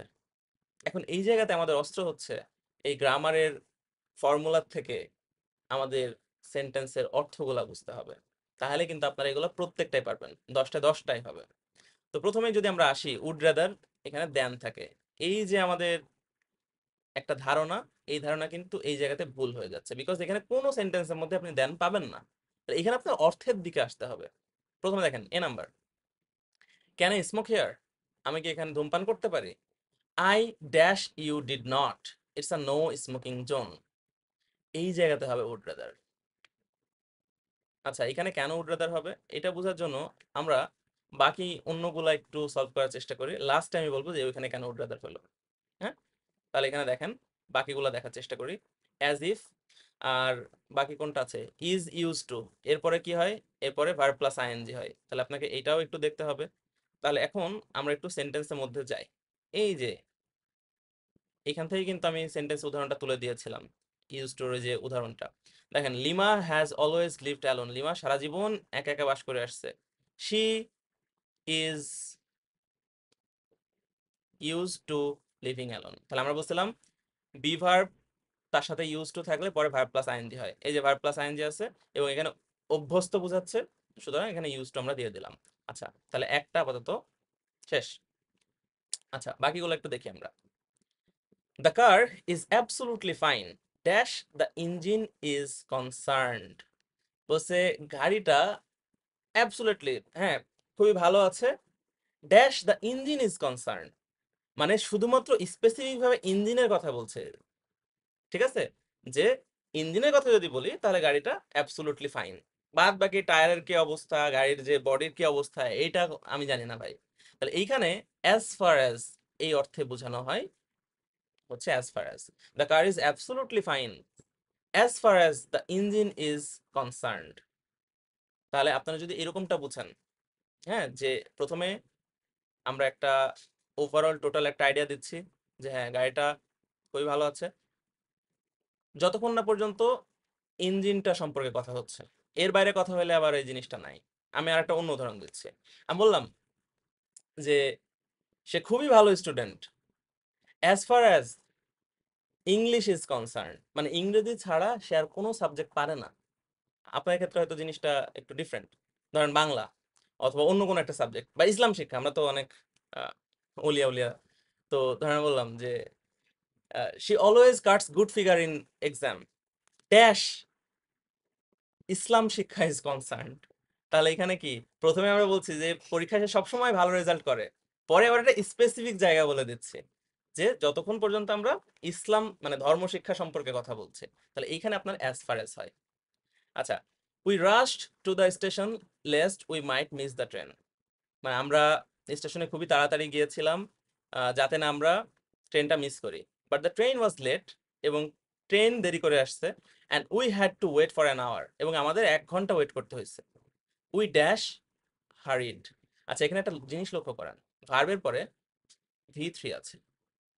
এখন আপনাকে দেখতে হবে এখানে কোন মানে কোন ফ্রেজটা হ্যাভ দিয়ে শেষ হয়েছে, হ্যাভ বা হ্যাড দিয়ে শেষ হয়েছে, দেখেন, কারণ হ্যাভ আর হ্যাড এর পরে তো আপনার ভি3টা ব্যবহার করতে হবে, তাই না, আর অর্থটাও আমাদের হচ্ছে একটু পূরণ করতে হবে। তাহলে আমরা যদি দেখি এই যে নিড নট হ্যাভ, লক্ষ্য করেন ট্রেন 1 ঘন্টা লেট, ওদের 1 ঘন্টা বসে থাকতে হয়েছে, আর ওরা ওদিকে আবার খুবই তাড়াহুড়া করে আসছে, সুতরাং ওদের কি আসলে তাড়াহুড়া করার দরকার ছিল? দরকার কিন্তু ছিল না। তাহলে এইখানে এই যে নিড নট হ্যাভ এর মানে কি? প্রয়োজন ছিল না, দরকার ছিল না। তাহলে এইখানে হবে উই নিড নট হ্যাভ হারিড। কেন? এক, এই যে হ্যাভ আছে, হ্যাভের পরে ভি3 হয়, তাহলে আমাদের গ্রামারের মানে সেন্টেন্স স্ট্রাকচারেও কিন্তু মিলছে, আবার অর্থের দিক থেকেও মিলছে। আচ্ছা, তাহলে এটাও গেল। D, it is well past 10, মানে হ্যাঁ 10টার অনেক বেশি বেজে গেছে, অ্যান্ড দিবা ইজ স্টিল ইন বেড, এবং দিবা এখন পর্যন্ত হচ্ছে ঘুমায় আছে। আচ্ছা, ড্যাশ শি গট আপ, এইখানে হবে it is about time. It is about time এর বাংলা অর্থ কি? ইট ইজ অ্যাবাউট টাইম এর বাংলা অর্থ হচ্ছে প্রায় সময় হয়ে এসেছে, বা সময় হয়ে এসেছে তার ওঠার। মানে যে 10টার বেশি বেজে গেছে, দিবা এখনো মানে বিছানায় আছে। হ্যাঁ, তো সময় এসে মানে সময় হয়ে আসছে তার বিছানা থেকে ওঠার, এরকমটা বোঝাচ্ছে। দেখেন এইগুলাতে কিন্তু আপনার গ্রামারের স্ট্রাকচারের থেকে, এই শর্টকাট মানে নিয়মের থেকে অর্থগুলা বেশি ইম্পর্টেন্ট, ওইটা বুঝতে পারাটা বেশি ইম্পর্টেন্ট। ঠিক আছে, তারপরে দেখেন E number, Nishi is a nice girl, Nishi খুবই হ্যাঁ সুন্দর একটা মেয়ে, but dash cooking she is absolutely hopeless. এই জায়গাটা কোনটা হবে? এই জায়গায় দেখেন when it comes to, সে খুবই ভালো একটা মেয়ে, সে খুবই সুন্দর একটা মেয়ে, লক্ষ্মী একটা মেয়ে, but when it comes to cooking she is absolutely hopeless। সে খুবই ভালো, কিন্তু যখন রান্নার প্রশ্ন আসে বা রান্নার ক্ষেত্রে আসতে গেলে সে খুবই হতাশ, সে ইজ অ্যাবসলুটলি হোপলেস। তো এরকম যদি বুঝাই, আর normally when it comes to পরে ভার্ব প্লাস আইএনজি হয়, এই যে দেখেন এখানে ভার্ব প্লাস আইএনজি আছে। আচ্ছা, তারপর এফ নাম্বার তো আমরা অলরেডি করে ফেলেছি। জি নাম্বার দেখি, well you don't need to dash, we know that you have some talent. আচ্ছা, এখানে দেখেন কি বোঝাচ্ছে, যে আমরা জানি যে তোমার কিছু প্রতিভা আছে। You don't need to dash, তোমার কিছু প্রতিভা আছে, এটা আমাদের জানা আছে।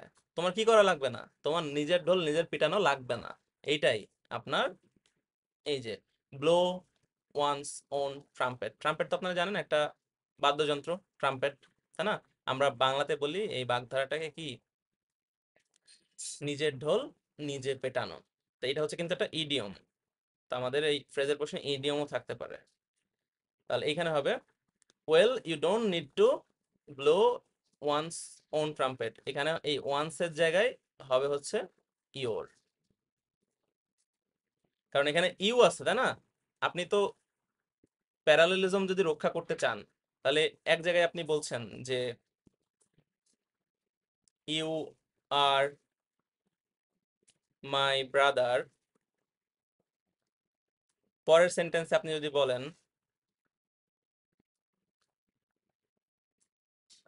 শি ইজ ভেরি কাইন্ড, মনে করেন একই মানুষ সম্পর্কে আপনি কথা বলছেন, হ্যাঁ, বলছেন ইউ আর মাই ব্রাদার, আর এই ইউ কে আবার পরবর্তী সেন্টেন্স আপনি বলছেন যে she is very kind.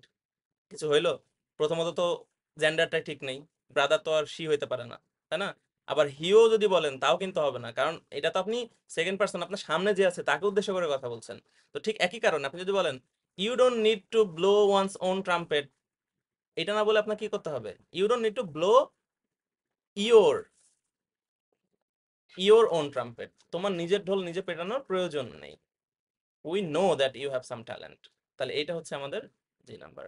H number, look at that building, it looks dash it's going to fall down.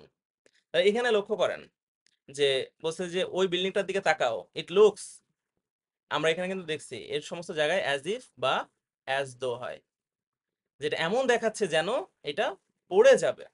তবে এখানে আমরা যে নিয়মটা শিখেছিলাম যে অ্যাজ ইফ বা অ্যাজ দোর আগে যদি ভি1 থাকে তাহলে পরবর্তীতে ভি2 হয়, এটা কিন্তু দেখেন এখানে কিন্তু খাটেনি। তো সেটাই আমি বলছি যে সব সময় যে ওইগুলো অ্যাবসোলুট নিয়ম ওইটাই হবে এমন কিন্তু কথা নেই, কিছু কিছু জায়গায় এক্সেপশন আছে। এখানে আপনাদের অর্থটাকে বেশি প্রাধান্য দিতে হবে। ঠিক আছে, তাহলে look at that building it looks as if it's gonna fall down, এখানে হবে অ্যাজ ইফ, যেটা এমন দেখাচ্ছে যেন এটা পড়ে যাবে। আচ্ছা, তারপরে I am very tired, I don't dash going out this evening. তাহলে এইখানে ফিল লাইক হবে, আর ফিল লাইকের পরেও ভার্ব প্লাস আইএনজি হয়, আইএনজি। তাহলে আই এম ভেরি টায়ার্ড, প্রথমে ব্যাকগ্রাউন্ড সেন্টেন্সটা দেখেন, আমি খুবই ক্লান্ত। I don't feel like going out this evening. আজকে আমার আজকে সন্ধ্যায় আমার বাইরে যেতে ইচ্ছে হচ্ছে না। মন এই যে ফিল লাইক মানে হচ্ছে ইচ্ছা হওয়া, ঠিক আছে? তাহলে I don't feel like going out this evening, এটা বোঝাই যাচ্ছে কারণ তার আগের সেন্টেন্সটাতে দেওয়া আছে যে আই অ্যাম ভেরি টায়ার্ড, ও খুবই ক্লান্ত, সেজন্য ওর আজকে সন্ধ্যায় বাইরে যেতে ইচ্ছা হচ্ছে না। তো I don't feel like going out this evening, তাহলে ফিল লাইকের পরেও কিন্তু ভার্ব প্লাস আইএনজি। আচ্ছা, আর লাস্টে যেটা বাকি থাকবে সেটা তো লাস্টে হয়ে যাবে। তাহলে আমাদের বাকি আছে কোনটার? বাকি আছে হ্যাড বেটার। তাহলে it's getting late, I have to go now, যে অনেক দেরি হয়ে যাচ্ছে, আমার এখনই যেতে হবে। You dash not, it's raining very hard. তাহলে প্রথমে যেটা বাকি আছে সেটাকে দিয়ে দিই, তারপর অর্থটা আমরা দেখি। ইউ হ্যাড বেটার নট, আমরা হ্যাড বেটার মানে বলছিলাম যে হ্যাড বেটার মানে কোনো কিছু করা একটা ভালো, ঠিক আছে, কোনো কিছু করলে ভালো হয় এরকমটা বোঝায়। এই জায়গাতে নট যুক্ত আছে, সুতরাং এখানে অর্থটা এরকম হচ্ছে। ও বলছে একজনের কথা, দেখেন এটা কিন্তু ইনভার্টেড কমার মধ্যে আছে, ওই জন্য এটা আমরা ডায়লগের মতো করে পড়বো। তো একজন বলছে যে অনেক দেরি হয়ে যাচ্ছে, আমার এখন যেতে হবে। আরেকজন উত্তর দিচ্ছে you had better not, it's raining very hard, তোমার না যাওয়াটাই বরং ভালো, বিকজ এটা কি হচ্ছে, এখন বাইরে অনেক বৃষ্টি হচ্ছে। তাহলে এখানে দেখেন আমাদের অর্থের দিক থেকে কিন্তু মিলছে, এবং আমরা জানি হ্যাড বেটার হয় সবসময় সাবজেক্টের পরে, তাহলে এটা কিন্তু সাবজেক্টের পরে শূন্যস্থান, সেই দিক থেকেও মিলছে। আর যেটা বলেছিলাম যে উড রাদারটা আমি এখানে লাস্টে আলোচনা করব। দেখেন উড রাদার মানে হচ্ছে বরং, মানে কি কোনো কিছু একটা অপশনের থেকে আরেকটা অপশন চুজ করা। ক্যান আই স্মোক হিয়ার, এটাও একজন জিজ্ঞেস করছে, আমি কি এখানে ধূমপান করতে পারি? আরেকজন বলছে I would rather you did not, it's a no smoking zone, যে বরং তোমার এখানে স্মোক না করাই ভালো, কারণ এটা একটা নো স্মোকিং জোন, এখানে ধূমপান করা যায় না। তাহলে এখানেও দেখেন উড রাদারও কিন্তু সাবজেক্টের পরে হয়, সেজন্য যে আই সাবজেক্ট তারপরে আমরা উড রাদার এখানে ব্যবহার করছি। আমি জানি এটা অনেক বেশি ডিফিকাল্ট মনে হতে পারে আপনাদের, বিকজ এর মধ্যে অনেক বেশি মানে গ্রামারের একদম প্রিসাইজ কিছু নোয়ান্সেস আছে, যেগুলো আপনি যদি একদম বেসিক জায়গা থেকে না চিন্তা করেন ওইভাবে বুঝতে পারবেন না। তারপরেও আরো একবার এই জিনিসটা নিয়ে চিন্তা করেন, একটু দেখেন, আমি আশা করছি এটা পারবেন। আর যখন আমি বলছিলাম যে ডিরেক্টলি কোনো প্রশ্নের অ্যান্সার পারবেন না, তখন সবসময় প্রসেস অফ এলিমিনেশনের মধ্যে আপনাকে যাইতে হবে। আপনার দেখতে হবে আচ্ছা এটাতে এটা দেওয়া যাচ্ছে না, তাহলে এটা দিয়ে দেখি। তো যখন দেখবেন যে আসা ইট সাউন্ডস রাইট, শুনে মনে হচ্ছে আচ্ছা ঠিক আছে, ভাল লাগছে শুনতে, তারপরে অর্থটা দেখবেন যে অর্থটাও এখানে মিলছে কিনা, তারপরে আপনার একটু এই ট্রায়াল এন্ড এররের মধ্যে দিয়ে এটা হবে। তবে আমি একটা জিনিস অ্যাসুরেন্স দিতে পারি, আপনাদের আসলে শর্ট সিলেবাসের 19-এ তো শর্ট সিলেবাস ছিল না, তো শর্ট সিলেবাসের ক্ষেত্রে এত কঠিন কিছুই আসবে না। ইভেন এরকম কঠিনই আসবে না, আপনাদের যেগুলো শেখানো হয়েছে ওই 15-16টা যে আমি আজকে যতগুলো শেখালাম, আশা করছি এর মধ্যেই থাকবে।